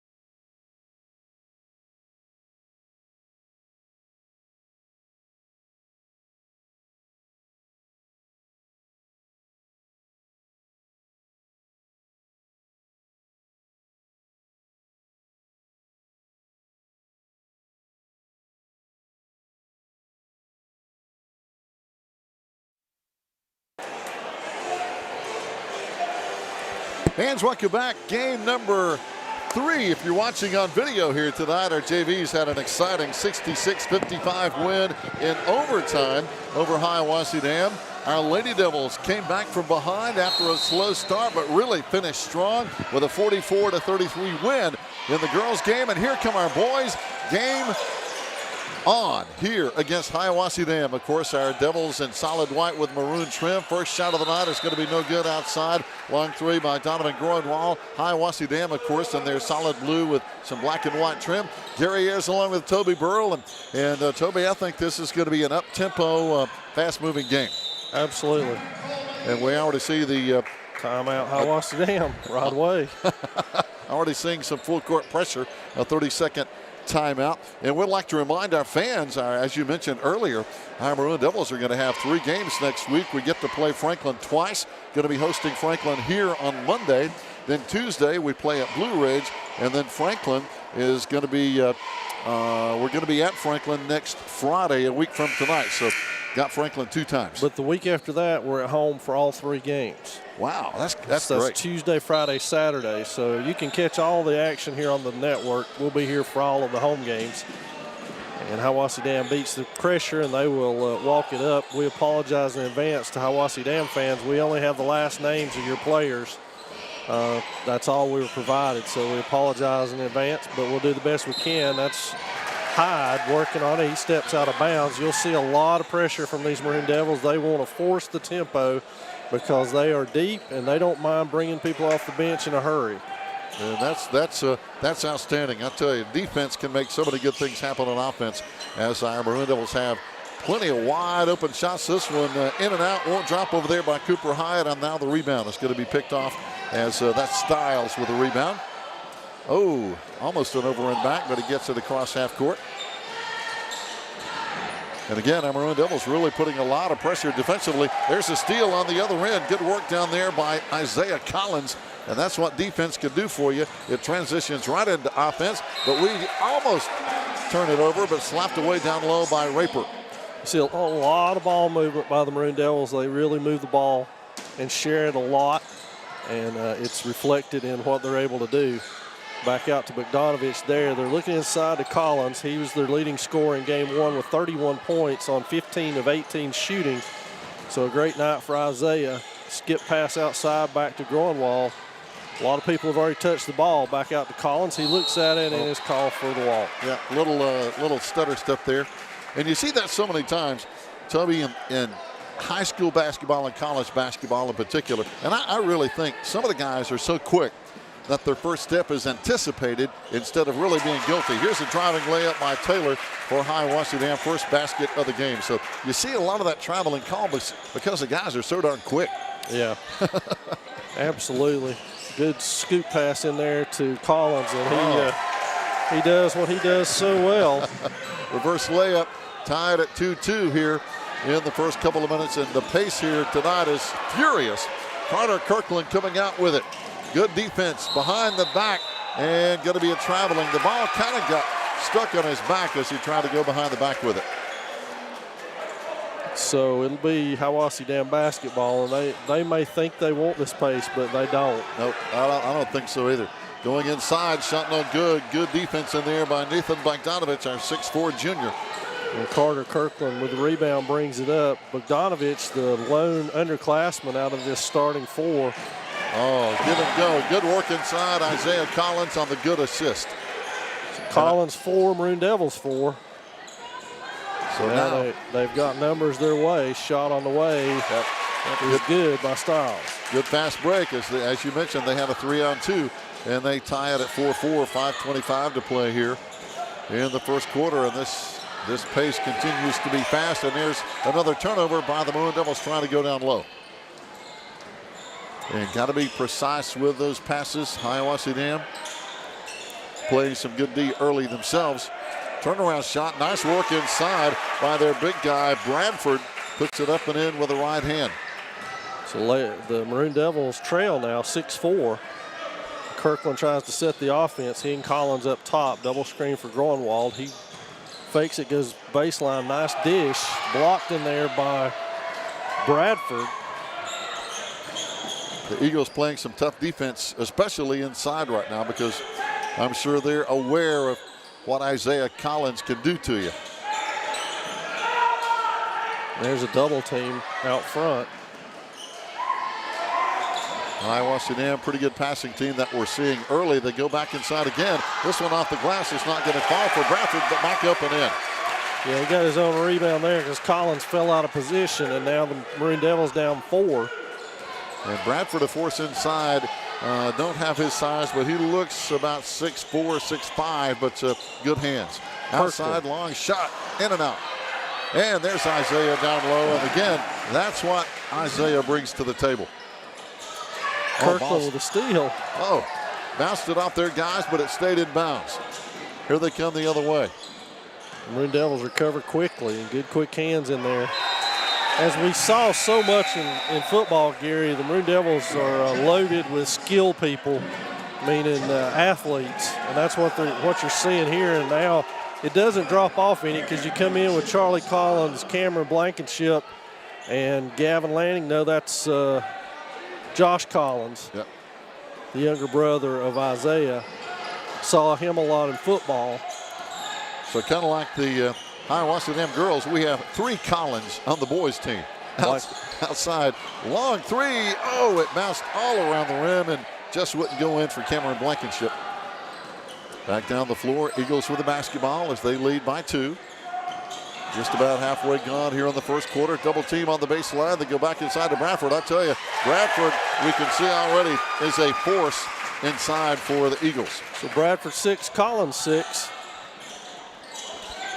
Right now, two guys that you've got to be aware of at every second on the floor, and they're battling each other inside right now. Collins goes inside, and he's going to be fouled on the play by Bradford because they're going head-to-head.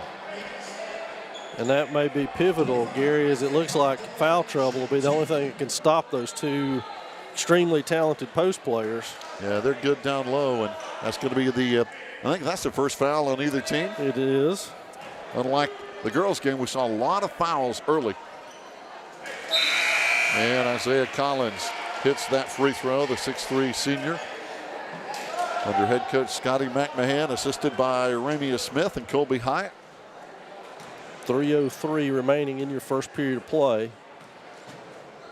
I think the Maroon Devils would love to turn the pace up just a hair if they could. Isaiah getting it done at the free throw line, down by 2. Now we're seeing Hiwassee Dam slow down their offense and walk it up the floor. Going back inside, turnaround shot. Good block by Isaiah Collins, knocking it away from Hooper. Number 23, Outside, long three. There's a nice bomb by Cameron Blankenship. Nothing but nylon on that shot. Really good looking shot. Open air on the right wing. Now the Maroon Devils full court pressure as the Eagles messed up the inbounds pass. The guy who got the second pass had 1 foot out of bounds, so the turnover. Now the Maroon Devils want to bring in Cooper Hyatt back in. And the officials are still, now they're letting him come in the place of Donovan Groenwald. First Maroon Devil lead, and comes at 2:30 in the first. Since the opening part, Cameron on the drive gets that one to up, but it doesn't fall for him. Good looking shot, Bradford on the rebound. And now the Eagles want to come back down the floor in a hurry. This long shot is going to be no good by Hyde.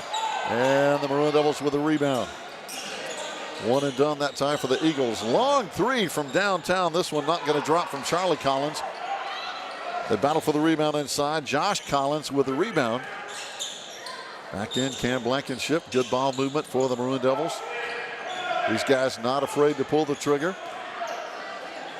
And that shows a lot of confidence offensively, Toby, when you're not afraid to launch it from anywhere on the floor. Cam Blankenship on the baseline. Little reach-in foul down low by Hickson for Hiwassee Dam.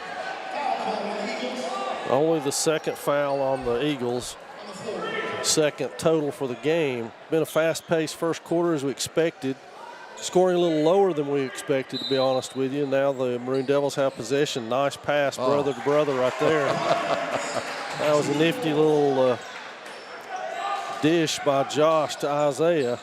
Now Josh has his man pinned up on the sideline, and they force that pressure, and there's Cooper Hyatt stepping right in for the steal. That's it. Good. All over the court defense by the Maroon Devils now as they were down there set up and ready to go. Collins back on the left side now to Josh. Josh double dribble though. Yep, he did. He was looking inside. Bogdanovich is in for Collins with 1:16 left. They're going to get him out, and let's see if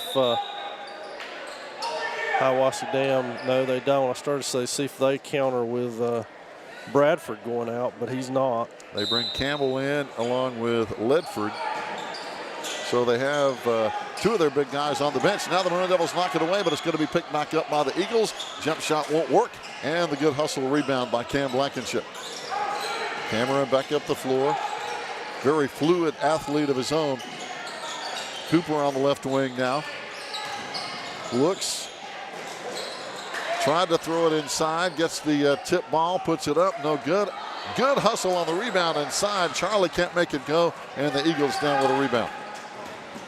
Maroon Devils had a couple of good looks. 13-10 lead now. Under a minute to play in the first. Long three from the baseline. Won't drop for Stiles. Cooper with a rebound. Goes down the left side. It's going to be Joshua Collins. Reverse layup. Oh, it goes in. Nice work by Joshua Collins. 25 seconds and counting for the quarter. Oh, running shot won't drop down there for Ledford. Maroon Devils with the numbers. Reverse layup by Cooper this time, but they got a hand on it. Bradford back in there to alter that offensive possession. Outside, long three. This one won't drop by Hyde. Here come the Maroon Devils wide open. Cam Blankenship, and he puts it up and in for the easy bucket. And Toby, that's going to wind up number one. And as you mentioned, the pace went the Maroon Devils' way late in that quarter. Yeah, a big run there to end the quarter by the Maroon Devils, and they're going to take a 17-10 lead after one.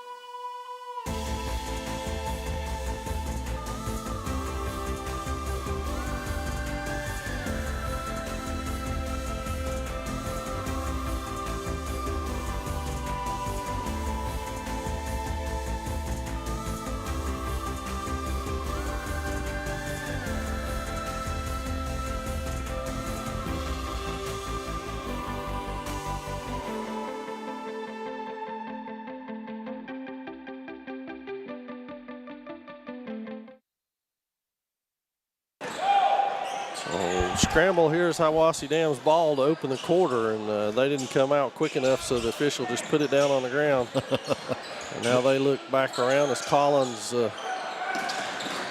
nice tip by Grunwald, pass ahead, but batted away. And now the Maroon Devils out and running. Every chance they get, the lineup now, Kirkland, Collins, Grunwald, and Cooper, but it's Isaiah Collins and Charlie Collins. Cooper Kirkland on the 3, it's off. Put him down over there by Hyde. And he heads the other way with it, guarded over there by Kirkland and Grunwald in the double team. We're getting good pressure on the ball, Toby. Absolutely, good pass in there to Bradford, and he is money. Well, he really is. You get him open with any kind of space back door, and he makes you pay, and he did on that one. Pass to Grunwald in the corner. Collins with a screen. Pull up 3 on its way, and nothing but good for Donovan. He's on the board. So Maroon Devils now with a 19-12 lead. Here's Donovan on the steal as they try to throw it down to half court. Kind of a gamble. Cooper Hyatt shot won't drop, trying to put it back up as Carter. His shot wouldn't go, and now the Eagles on the rebound. A lot of action, fast and furious, folks. Oh boy, it has been fantastic. Our Maroon Devils really came on at the end of the second quarter. Going inside this time is going to be Raper. And again, they have a couple of guys, number 21 Raper, and also in the ball game number 10. So we'll try to give you the number along with the last name for folks listening and potentially watching in the Hiwassee Dam area. There is Charlie Collins going inside for the Maroon Devils for a 22-14 lead. Worth note for fans at home that he is not related to Isaiah and Josh. Okay, hey, that's we've had a lot of similar names here tonight. McNabbs and Styles for the Hiwassee Dam girls. There is Isaiah Collins talking about the Collins, and the Maroon Devils race out to a 10-point lead. Hiwassee Dam says, hey, let's stop and talk it over. Full timeout for the Eagles. We'll take it along with them. Maroon Devils on top with 6:08 left before the half.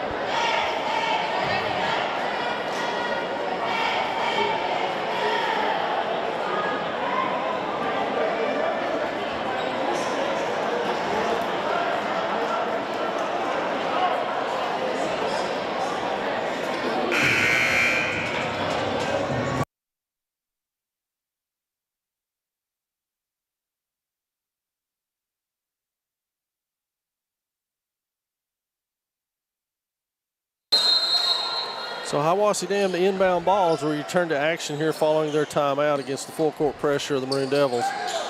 It's Josh Collins back in. Ooh, Hiwassee Dam turned it over on the sideline, Toby. Get out of bounds, yeah. Taylor got stuck over there, and well, I tell you what, when your defense is so intense with that full court pressure, you got to be so aware of where your feet are on the floor with this passing game.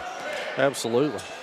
And now the Maroon Devils take over possession. Bogdanovich and Josh Collins into the game. That one's a little short.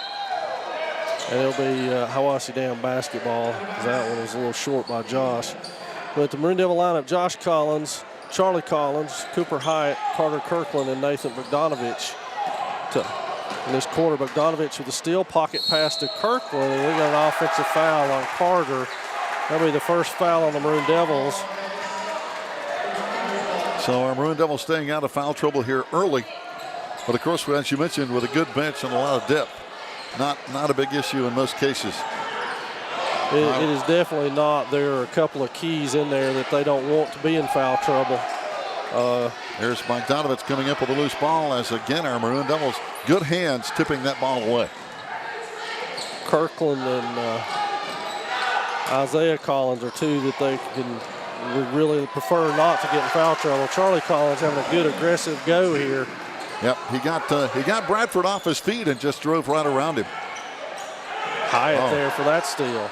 Full court pressure paying off. Backdoor basket is going to be good. Nathan Bogdanovich and Cooper found him wide open. And now the lead is 14. And again, Hiwassee Dam having trouble with his full court pressure, having a timeout. This one will be 30, but we'll take it along with them as we go that way.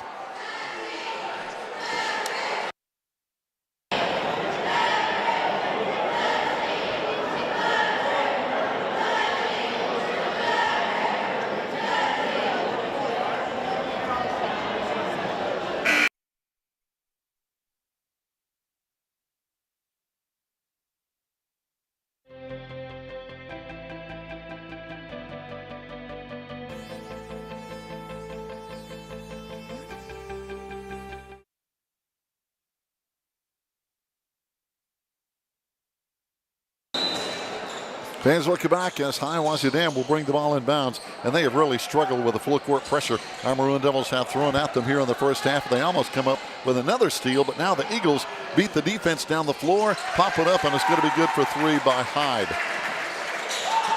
And that's their first three in a while as the Maroon Devils are still up 28-17 from the left baseline. Basket good for three. Answering right back is going to be Josh Collins, 6-foot sophomore.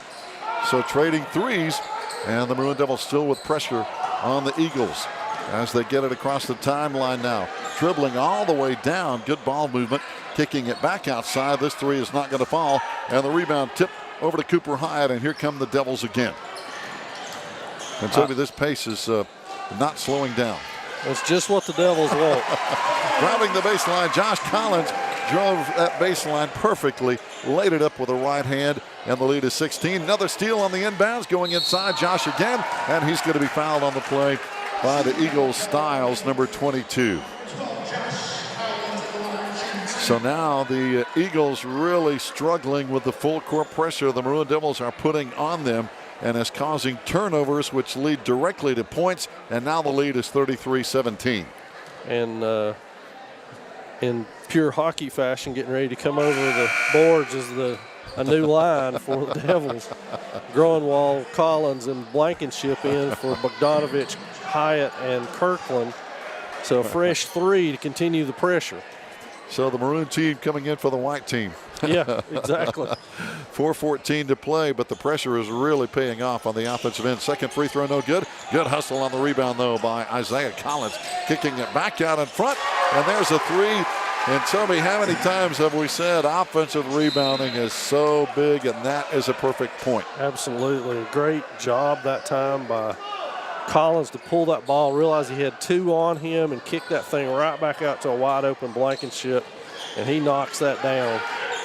36-17. Maroon Devils really have taken this game by the throat, so to speak, and control it right now. We'll see if Hiwassee Dam can answer. Going inside, good hands, but Hiwassee Dam puts up the shot after the ball is knocked away by Josh Collins. You know, Josh, he's 6 feet tall, but he's playing in there like he's 6'4" in the paint. Yeah, and Isaiah's the same way. He's 6'3" if you stretch him, but he plays much taller than 6'3". He does. He plays bigger. You're right. Eagles now back with the basketball, trying to adopt to this Maroon Devil pressure defense from the baseline. That's one thing that'll work. Hickson with a big three from the left corner baseline. 36-20 though. Devils up front. 3.5 to go in the half. It was this exact point in the game against Smoky Mountain where the Maroon Devils went on a big run and pulled away from the Mustangs, and it's just all about the bench, athleticism, and willingness to do that right there. Groenwald on the floor, gets the ball down the floor. This time Hiwassee Dam coming out with it, but he knocks it away again. It's going to be picked up by Cameron Blankenship. And again, outstanding defense by Groenwald. Cam Blankenship. And it's almost like volleyball, Toby. They're getting hands on it, just slapping the ball away. Three on the way again, just missed that one. Cameron not making it go. Hickson answering for Hiwassee Dam, and now they're on a 5-0 run, 36-22. But again, they're playing at that pace, but the question remains, do they really want to play at that pace or not? I don't think they have the depth. Now here comes their wave. They're going to substitute like hockey, and Cooper Hyatt's going to get Donovan Groenwald out. And Donovan, he appears to be shaken up to me just a little bit, Gary. Yeah, he's limping. He is limping, and he played that whole they didn't let him get off the court. So Ray Smith checks him out over there, and he may get some attention from Kerry Powell, but he was limping a little bit. I think he got some before he went back in the ball game, and now Neil Blankenship's going to follow him down to Kerry Powell, and we'll keep a close eye on that one for you. Officials are talking about the substitution issue because we had 6 people on the floor, no doubt about it. And now Scotty McMahon's at the S investigating himself what's going on. Maroon Devils lead at 36-22. We're 2:40 away from halftime when this all gets cleared up. And don't forget our next game coming up broadcasting-wise, Toby, I'm guessing is on Monday. Monday night. We'll be here for the Panthers in town. Coach Plemons and his crowd. Always a good, exciting night of basketball. I know the Panthers will be good, well-coached team. They always are. Yes. And it should be very exciting for fans. And as you can see in the stands behind as we shoot the shots, we got a good crowd here tonight. Yes. And have had in both games. And now we're going to get some explanations as the officials have met and conferred on it. Now they're going to explain what's going on to the Hiwassee Dam coach. Scotty McMahon wants to know what's going on as well. Yep. Which he should get an explanation also. And I'm sure his beef is that he had an injured player who was making his way off the court, and they should have allowed him to get off the court. Technically, that is a technical foul, but they're not going to call it because the Hiwassee Dam coach just threw his clipboard. So it's going to go Swain's way, obviously, because he was not happy about the call. So now we're ready to go after that discussion and explanation. So Bogdanovich into Josh Collins to open this up the final 2 minutes and change into Isaiah. Here he goes down the left side. Turnaround shot going to be no good. And the rebound, Cooper Hyatt goes right back over Josh, back into Isaiah. Triple teamed, contact, no foul. Down the right side, this time there's a block down low. But well, I tell you, they're letting them get away with some physicality because Isaiah, 3 guys were on him. No foul. Yeah, there's a lot of hands in there on that. And they are definitely letting him play. Bogdanovich will go to the line for a pair here, I would assume. He was in the act of shooting. 2:21 left. He misses the first. You know, Toby, we have some really good seniors on this team, but we also have some really good underclassmen, people like Nathan Bogdanovich, a junior, 6'4". So, you know, we've got a good mix on this team. And the JV's playing well to boot. Yeah, they had an overtime win tonight. Free throw no good, but Isaiah, another rebound. Back on the wing, it's going to be Cam baseline. Back over to Cam on the left wing. As Hiwassee Dam trying to match up man-to-man. And that's a tough match. Floating jumper is going to be good. How about that from Josh Collins on the right wing? In the air, floats that one in the net. Full court pressure again. Oh, we got a foul. That's on Cam Blankenship. It's only the second foul. Neither team in the 1-and-1 in this first half. Been a relatively cleanly played half if you look at it from a foul calling standpoint. I'm sure the coaches would disagree. And I think you're right. The officials are letting it play. Of course, hey, these officials have called all 3 games tonight. Here's a steal. Josh Collins all the way. All the layups up and in. And the Maroon Devils had a 40-22 lead. 18 points. I think that's our largest of the game. And another steal. Isaiah in the paint. Puts it up. He's fouled. He'll be shooting 2. Well, you can't blink. You can't go get a soda and some popcorn. You're going to miss some stuff here. Oh, boy. No doubt about it. This has been a breakneck pace. The fans at home probably won't believe it. I tried to warn Gary before we started that it was a fast pace. Yeah, like you say, you can't even hardly look down at your score sheet because you're going to miss something. It is intense. It's fun to watch, and I think that's what fans like. Riley Winchester, Charlie Collins into the game, and waiting to come in is Andrew Kitchens for the Maroon Devils. He'll get Collins, so the Isaiah having another good ball game. As you mentioned, Toby, he had a huge game against Smoky Mountain. He's got 13 by my count already in this one, and he had 31 in that one. So big start to the season for Collins in his senior campaign. That one's batted around. Winchester bats it away, but back to Hiwassee Dam. That was poked from behind. And they get a wide open shot. Styles got it down there for an easy layup. Here come the Maroon Devils right back down the floor. Kitchens over to Blankenship, and we got clock malfunction there. We're going to run the clock down just a little bit as it didn't start apparently. So Blankenship, check that. Josh Collins will inbound it right in front of the Hiwassee Dam bench. 1:25 before the half. Hard to believe it's almost halftime. Been a fast-paced first half. It's been a lot of fun to watch.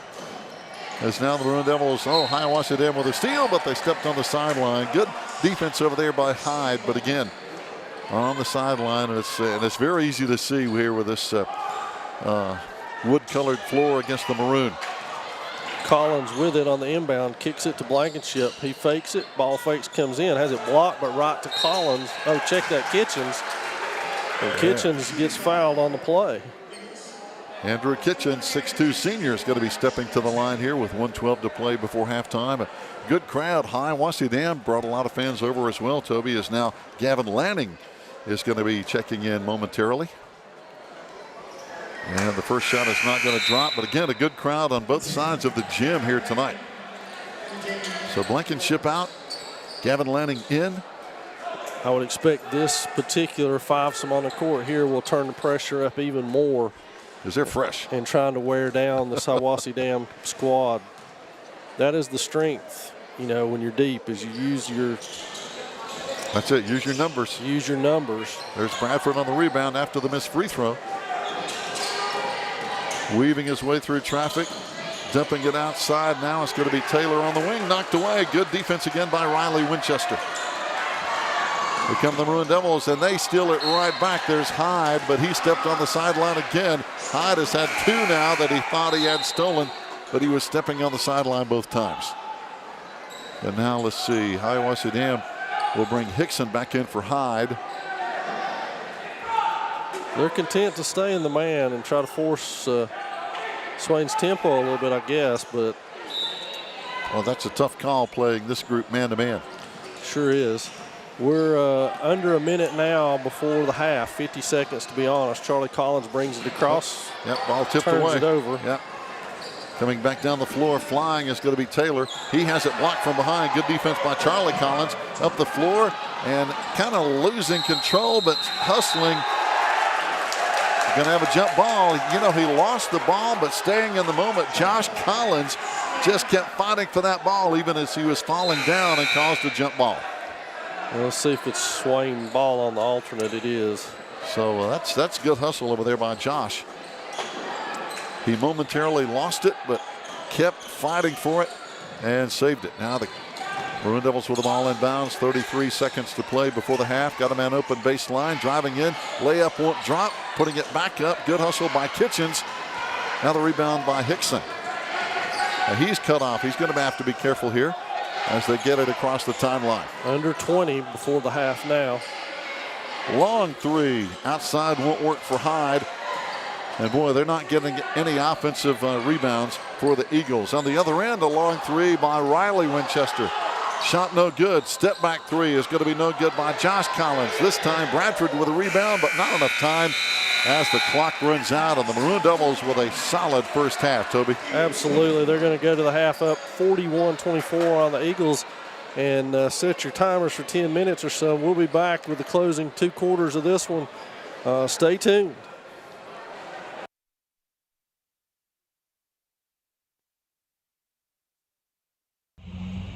Hey Maroon Nation, my name is Erin Jenkins and I'm an alumni of Swain High and also the Maroon Devils Network.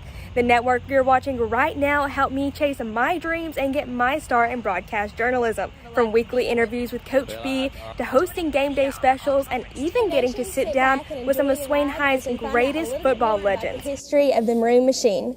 All of things helped get me to WNCT 9 on your side in Greenville, North Carolina as an on-air news reporter. Right now, you can help other students just like me to chase their dreams by liking, subscribing, and sharing the Maroon Devils Network.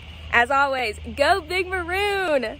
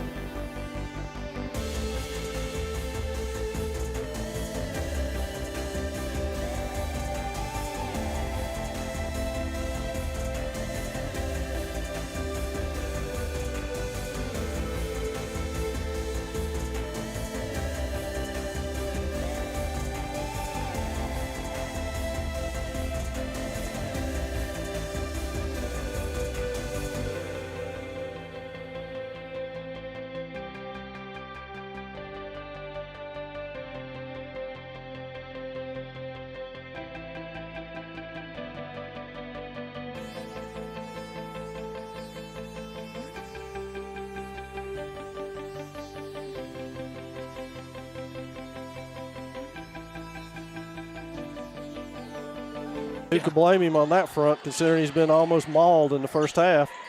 Bogdanovich with a big block. Kirkland comes away with a rebound. All the way to the Spinning basket. layup. Carter Kirkland. Oh, a little Euro step. Kitchens with another rebound.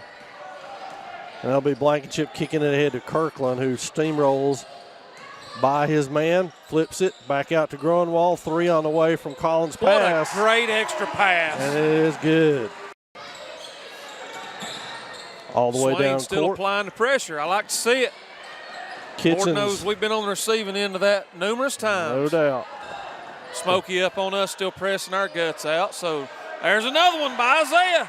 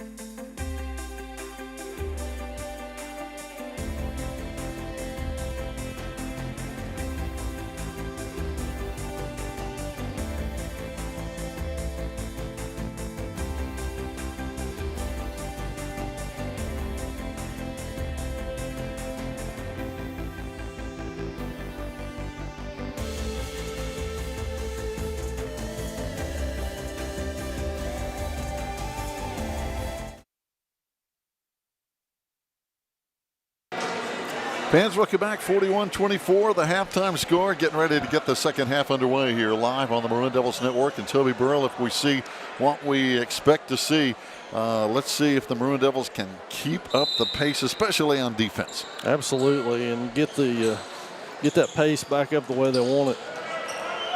They've got 2 people checking Bradford down low. Outside jumper, they go right to Hyde. He can't make it go, though, and the rebound by Cooper. And here come the Maroon Devils quickly up the floor. Playing the half-court offense now. Cooper from the free throw line puts up the jumper, and nice shot. I believe that's one of his first field goals of the night. It is. And he like I said, probably off camera, but he didn't have much of a chance to get going in the Smoky game because of early injury. He got undercut and fell really hard, so his time was limited after that, really, as his back stiffened up a little bit. And so tonight he's not able to get going really offensively either, but you can expect that Cooper at some point is going to insert himself into the game. There he goes with a big steal, gets it down the floor to Donovan Groenwald. And again, the defense making the offense happen here for the Maroon Devils. Good to see Donovan back out there and moving around, as he left in the first half. Cooper's long shot won't drop for him, and a battle for the rebound is going to result in a foul under the basket. A lot of body contact. And this one may be on Isaiah Collins. And that's going to be obviously the first team foul for anybody here as we're just underway in the first minute gone of the third quarter. Clean game foul-wise in the first half. Let's hope it stays that way in the second. Hiwassee Dam getting through the double team. They get open, got a man wide open. That's Bradford. He was basically asking for the basketball, and they finally got it to him for the easy layup. As that time they got the ball down the floor the way they wanted to against our defense. Down low on the baseline, going to have another foul. This time it's going to be on Raper, number 21 for the Eagles, and the Maroon Devils will bring the ball in bounds under our basket. 6:29 in the third. Successful night so far. All Maroon Devil teams have won, and that's a good thing. Yep. Donovan Groenwald, long shot wouldn't go. Hickson all the way on the other end on the rebound, picked up by Donovan. Here come the Maroon Devils quickly with a 2-on-2. Driving inside, ball is going to be knocked away. Donovan had it stripped, going all the way, hop, skip, and jump, and a running layup with the long legs of Bradford, and he gets up a little bit slowly as he hit the deck as well, but he'll be going to the line with a foul. For the traditional three-point play. The 2+1, and again, Bradford is a guy you have to be aware of it all the time. He's kind of been a go-to guy, if you will, tonight for Hiwassee Dam inside. And 13 on the night so far for him unofficially. The outside, this long three is not going to drop for Carter Kirkland. And the Eagles get the rebound on down to Hickson. Very quick player down the right side, puts it up. Shot no good. Bradford on the rebound, back up, and he's fouled. So now the whistle is starting to blow just a little bit here, Toby, with 2 minutes played in the third quarter, just about 6 to go here as Bradford again at the line.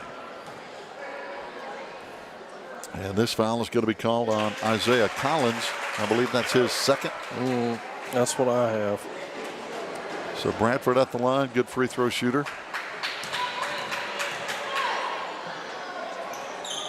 And he gets it done at the line for the Eagles now, 43-31.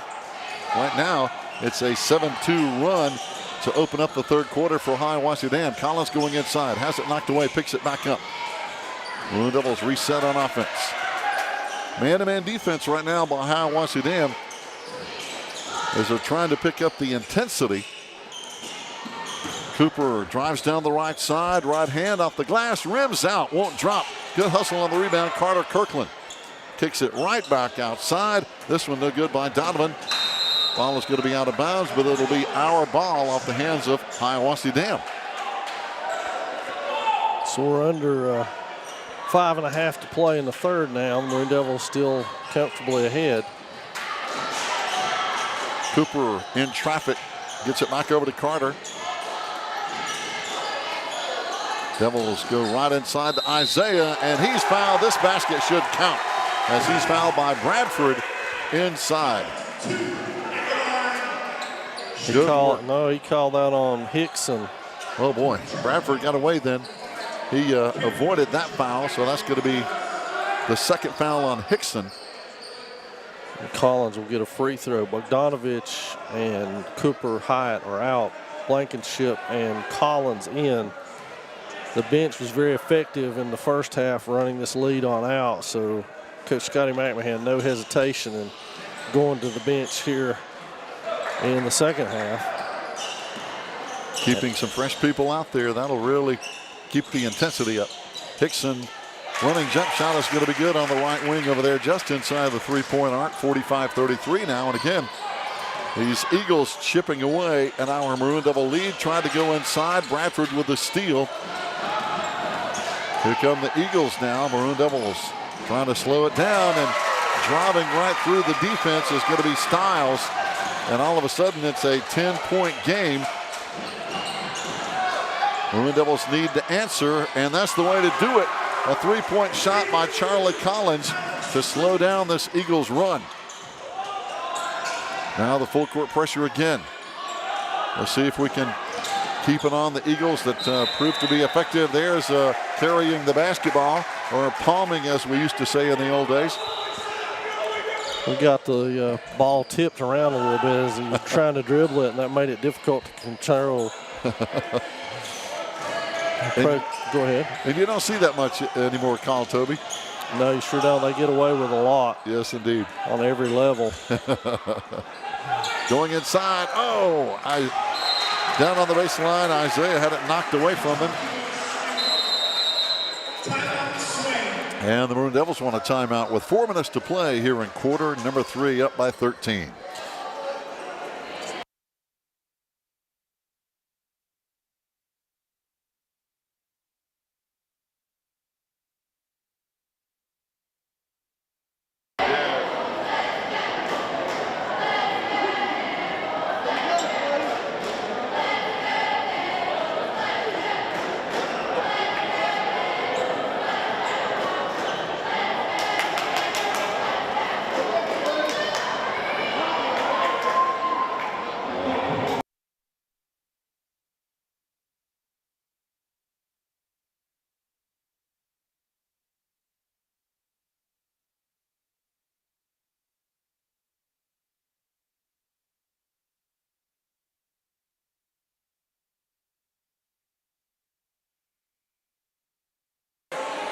Third quarter halfway gone. Maroon Devils still with a 13-point lead over the Eagles going inside. Donovan Groenwald can't make it drop. And they get the rebound. There's a reach-in foul on Donovan trying to get after the basketball. But again, Toby, our 17-point lead at halftime whittled away a little bit. But now you can see our defense starting to, I think, get its feet back on the ground, so to speak. Driving inside, I say that, and Bradford drives right through with an easy layup, 48-37 Maroon Devils. Coach Scotty McMahon has answered with Josh Collins back into the lineup, who had a sensational first half and was a spark plug. Let's see if he can spark something here in the third period for these Maroon Devils. Blankenship will now inbound it right in front of the Maroon Devil bench. You know, we're seeing a little bit of this in the third quarter that we saw from our girls as Donovan Groenwald drains a three. Big three-point shot for Donovan. We had some really good looks. There's again defensive steal. This is what has really been the difference in the ball game. There's Donovan again, left side. This one won't drop though. The ball is tipped around. Donovan gets the rebound, goes back up. Great second effort, offensive board work, and the Maroon Devil lead just like that, back to 16. 5 quick points from Groenwald and a timeout by the Hiwassee Dam coach, and I think he called it's a full, so we'll go ahead and take it along with him. 53-37, 3:07 remaining.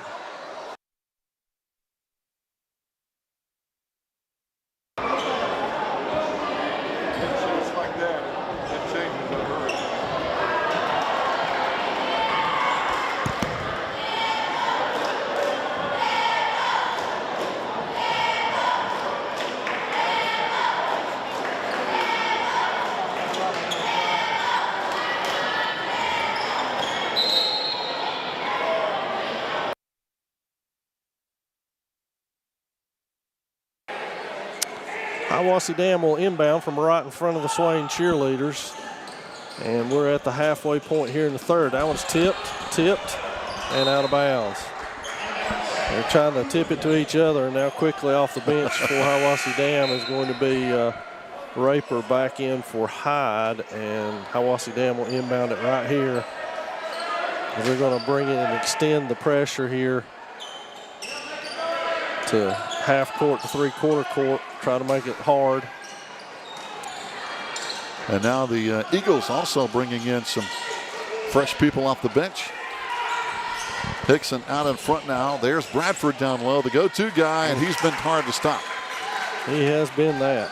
53-39 now. 2:40 to play, still third quarter for Donovan Groenwald out in front.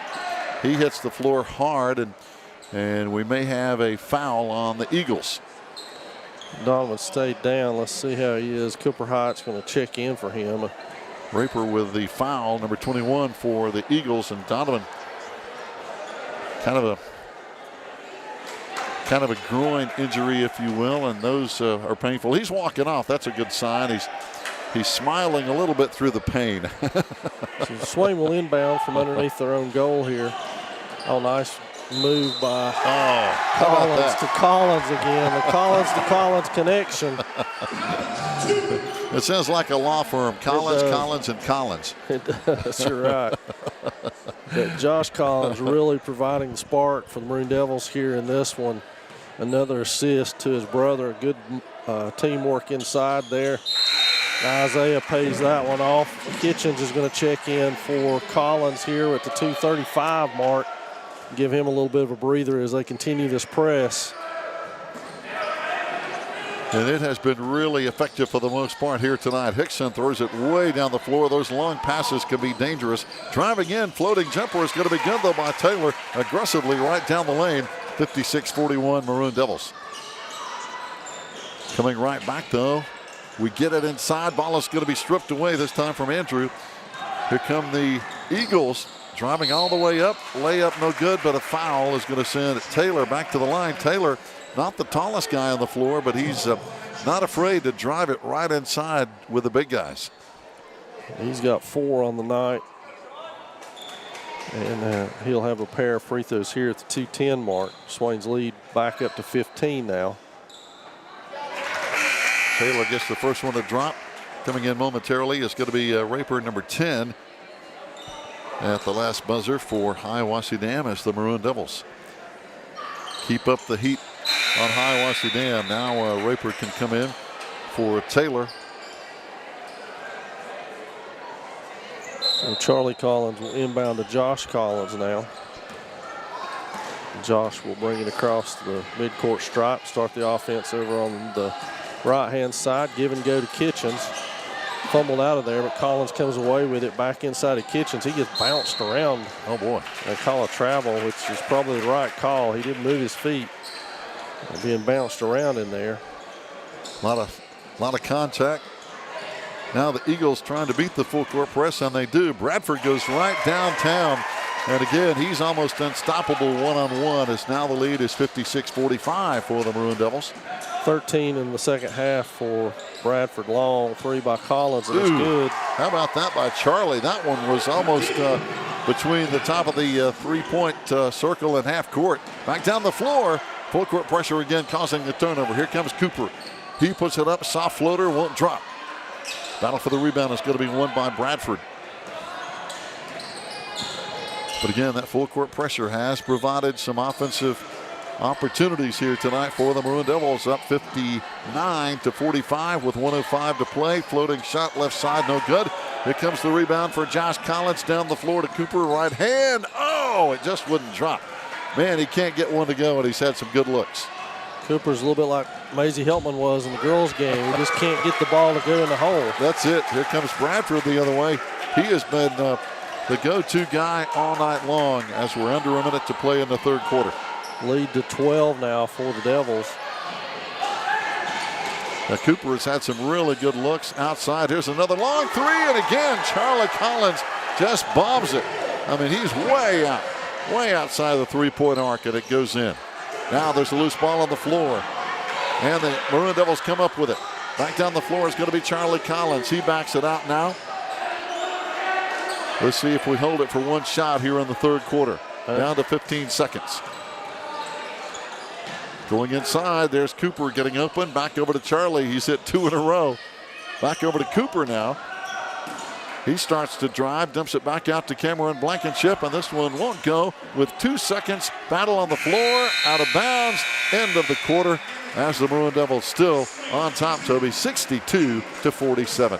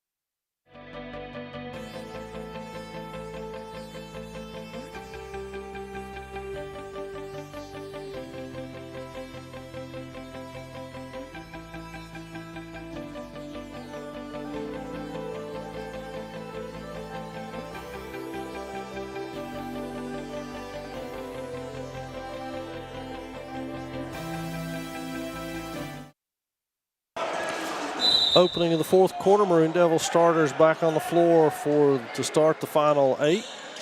And they will work the ball to the right side behind Cooper Hyde over there. And Bradford is off the floor for the Eagles to take a break here.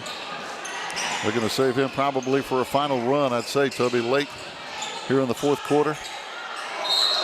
Over the back, it's going to be Nathan Bogdanovich. Missed his shot, tried to go over and get the rebound, but a little foul. And so far, though, neither team having serious foul trouble. Maroon Devils double team, and the ball is going to be off Hiwassee Dam. There's the double team over in the corner from Carter Kirkland and Isaiah Collins.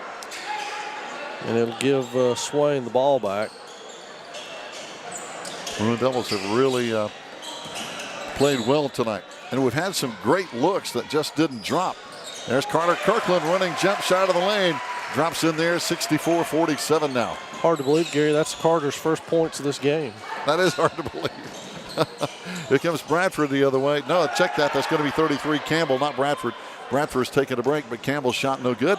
And the Maroon Devils on the rebound. Here comes Carter again. Puts it up left hand. Won't drop. Isaiah in the paint. Puts it up. Won't roll. And the rebound by Hooper for Hiwassee Dam. Again, some good-looking shots. Ball is going to be tipped around inside. And we tried to get it, and there may be a foul on the Eagles this time because Bogdanovich was trying to get it, but I think he might have been undercut a little bit by number 23, Hooper, for the Eagles. That's who the foul is on. Swain is one away from putting Hiwassee Dam in the 1-and-1 here, foul-wise, which, as we've said in the girls' game, could be big so that you're not having to run any kind of offense to score points. Now the Maroon Devils back up the floor now. Driving the baseline, back over to Cooper, left side. Oh, it just won't go for him. And I think Cooper has one field goal tonight, but boy, he's had some really good looks. He has, and they're going to fall for him eventually. It's it's early in the season, and he's an outstanding offensive player. Going inside, there's Hooper again for the basket now, 66-47. And to check that, here come the Eagles the other way. Hyde gets it back over now. Oh, there's a block from behind. Isaiah Collins with a block on Ledford. And the defense just won't stop. And now the Eagles bring in a whole new 5, literally. And back in Bradford along with Hickson. So to say the important thing is Sam Bradford's back in the ball game. Yes. He has been almost unstoppable tonight. He has played very well. So Kirkland across the timeline sets the offense over to Bogdanovich to Hyatt in the wing. He's going to get a screen from Collins. Collins rolls. Cooper fade away. Get in there, ball. Thank you. All right. He used all the rim, but that one finally went in for him. Sure did. And he's fouled in the process. Cooper needed and frankly deserved that one to fall, if you want to be honest about it. Yes, he did. He got hit. Ball dropped. Can't make the free throw drop. But a lane violation. He'll get a chance at number 2. One thing about it, both teams have really been hustling here tonight. They're getting after each other. So good effort on both ends of the floor. This time Cooper's shot goes and it counts. Full court pressure again. Bradford getting it across the timeline is going to be Stiles in traffic, and this time the Maroon Devils are going to be charged with a foul. It's either on Hyde or Bogdanovich.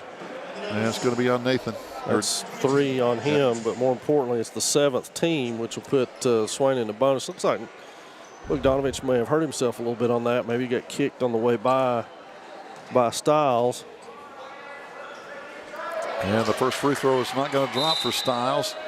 Coming back in now is going to be Charlie Collins, who had a hot hand with 2 big threes there just a couple of minutes ago. Charlie Collins with 13 by my count. Second free throw won't drop. Cooper on the rebound. Cooper gets it on down now to Carter. Little razzle-dazzle with a dribble. Tries to reverse the layup. Going inside, Isaiah on the offensive glass. Puts it up and in. Good follow-up. Now Hiwassee Dam throws the ball away. They tried to work it up the sideline. Didn't work. Maroon Devils up 71-47, 5.5 minutes to play. Carter, good ball handling into Isaiah, puts it up, and the floater won't drop for him. And the rebound by Hiwassee Dam. And the pace has quickened here in the fourth quarter, Toby. There's the ball again, knocked loose, picked up by Charlie Collins. The Devil defense has been solid tonight. Here comes Carter driving with the left hand. Down the left side, no good. Isaiah follows. He's fouled on the play. And Isaiah's hard to stop down low. He's very strong. He can jump. He has good instincts about timing. And you put all that together, and he's a tough one. He does a great job carving himself out space. So many post players don't understand that concept of playing big, wide, with a wide base. That's it. And Isaiah does a great job of that. I'll tell you who he reminds me of a little bit, not physique-wise, but in his style of play, reminds me of Charles Barkley, because he's able to carve himself out the space that he needs to score over people who are actually bigger than him. You're right. And he does a great job getting to the ball on offensive rebounds. And he's got a really, really good touch around the rim. He does. And boy, Barkley was just the perfect example of a guy who could get it done down low. There's a guy who carved out a Hall of Fame career by being 6'6", if he's lucky, playing inside. Yes, indeed. One of the best ever. Here comes Collins again. This time, Charlie's shot won't drop, and long three is going to be rebounded, though, by Josh Collins off the offensive glass. Here comes Cam down the right side. And he's going to be fouled over there by Raper, number 10. We're not shooting still by my count. Well, they're going to send Cam to the line. No, it's 1-1. I missed a foul somewhere. But that's to our advantage, right? I hope. Yes. And the first one is good for Cam Blankenship. 6'2" senior. Cam had 8 points in the first half with 2 big threes. And now he's set to go to double digits. Oh, this one won't drop. Battle for the rebound. It's going to be off us. Trying to hang in there, Andrew Kitchens. Going to be the Eagles' ball, though, and they're in trouble, down by 17 with 4:50 to play. And Andrew Kitchens doing just what he did in the first game and coming off the bench to give solid minutes inside. And now it'll be Riley Winchester off the bench to give Cooper Hyde a break. Gavin Lanning quickly up off the bench. He's going to get Cam Blankenship. So again, the third line coming off, going in for the Maroon Devils to run a little clock, run up and down the floor a little bit. That's it. And make things happen. That's it. Keep the chaos going, if you will. Create chaos on defense. Back out of front, Hiwassee Dam launches the right side jumper. This one is in for Raper, number 10, at the 4.5-minute mark of the fourth quarter. Maroon Devils, Charlie Collins starts to fire, gets it back over to Riley Winchester. Nice looking shot from the left side. This one won't drop, and the rebound by Bradford. He's got to be, I'm guessing, a double-double. I got him at 9 rebounds right now. That's pretty close. Hickson, double team. He's trapped over there. Now bounces it off the leg at Andrew Kitchens, but he had no other way to go. One thing, Gary, offensively that has been a bonus for the Maroon Devils is not Raper, but Bradford has paired off with Charlie Collins guarding him, and Charlie's playing way out here, so that brings Raper off of the paint, so he's not able to control the defensive boards quite as well as he was early on. Outside jumper. Oh, that was down and almost tipped back in by Kitchens. Here come the Hiwassee Dam Eagles trying to run, but the Maroon Devils back on defense, tip it away. Good D over there by Riley Winchester. Now checking back in is going to be Campbell for the Eagles in the place of Bradford. 3:49 to play. And again, Maroon Devils inbounds. Nice three over there by Raper, number 10, from the right baseline, right in front of the Maroon Devil fans. But the Maroon Devils here really have not been in serious jeopardy so far here tonight after a 41-24 halftime lead. That lead went to 62-47 after 3. Outside Collins, no good. And a battle for the rebound. Maroon Devils coming out with it. A lot of contact, no foul. Good work over there from Gavin Lanning. Driving baseline, there we go. That is Josh Collins as he used the left hand down that side of the lane. Dylan Cochran and Will Jenkins into the ball game for the first time. 76-54, your score. 3:11 remaining in this one. Josh Collins and Charlie Collins out as Jenkins and Cochran will see their first action of the night. 22-point lead, Toby. I think that's our biggest of the night. 3:10 to go. Ball is going to be loose on the floor. Diving for it, Gavin Lanning. Jump ball. And looks like we've got the arrow. Still playing hard. Yes. Nope, not our possession. It's going to be arrow to Hiwassee Dam. Priest Littlejohn off the Swain bench and ready to check in, and that Taligua Walker is still over there, and I assume he'll be coming in soon. Well, here's another steal. Gavin Lanning coming out with it. The double team paid off, and the layup is not going to drop, but the foul. And Toby, again, that pressure double team on the basketball produces another turnover. It does. That is that really gives some of the new folks coming in for Hiwassee Dam just a nightmare. So Kitchens will go back to the line. He missed his first 2 attempts there, and he's no good on that one. So tough night for Andrew from the. And Taligua Walker will get off the bench, and he and Priest Littlejohn will check in. That clears the bench for Coach Scotty McMahon again tonight for the second game in a row where everybody's gotten a game. And second free throw good by Andrew. He nailed that one. And it's good to get these guys some playing time because, hey, they got to practice every week too, right? Absolutely.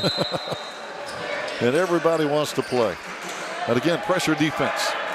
Hiwassee Dam gets it across the timeline. In the corner, though, good D over there. Knocking it away is going to be Will Jenkins, 5'11" senior. Under right at 2.5 minutes. Yep, got a foul this time. You can take your pick, either Taligua or Priest. Looks like they got Taligua. Yep, he's going to get the foul. Walker, the 6'1" senior. Again, good mix on this team, but a lot of good senior leadership. Absolutely.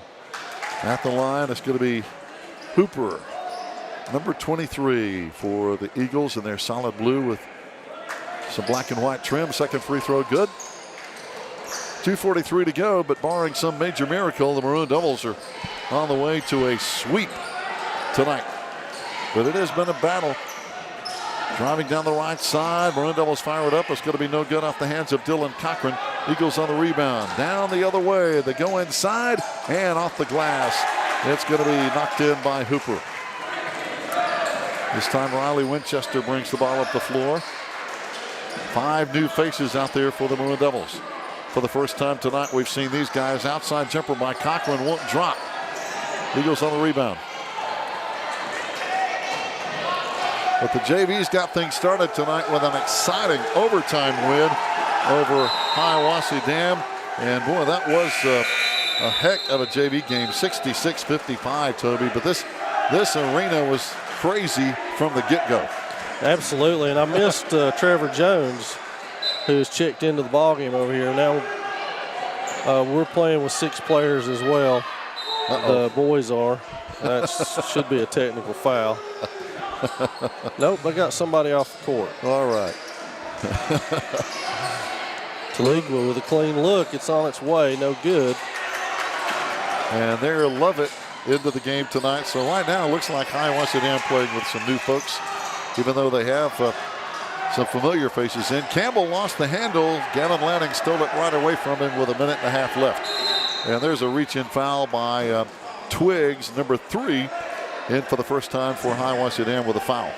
That should give Gavin a 1-and-1 opportunity here. And he has not got on the score sheet yet other than a couple of steals and a rebound. But don't forget, fans, the next time up, our Maroon Devils are going to be back at home on Monday hosting Franklin.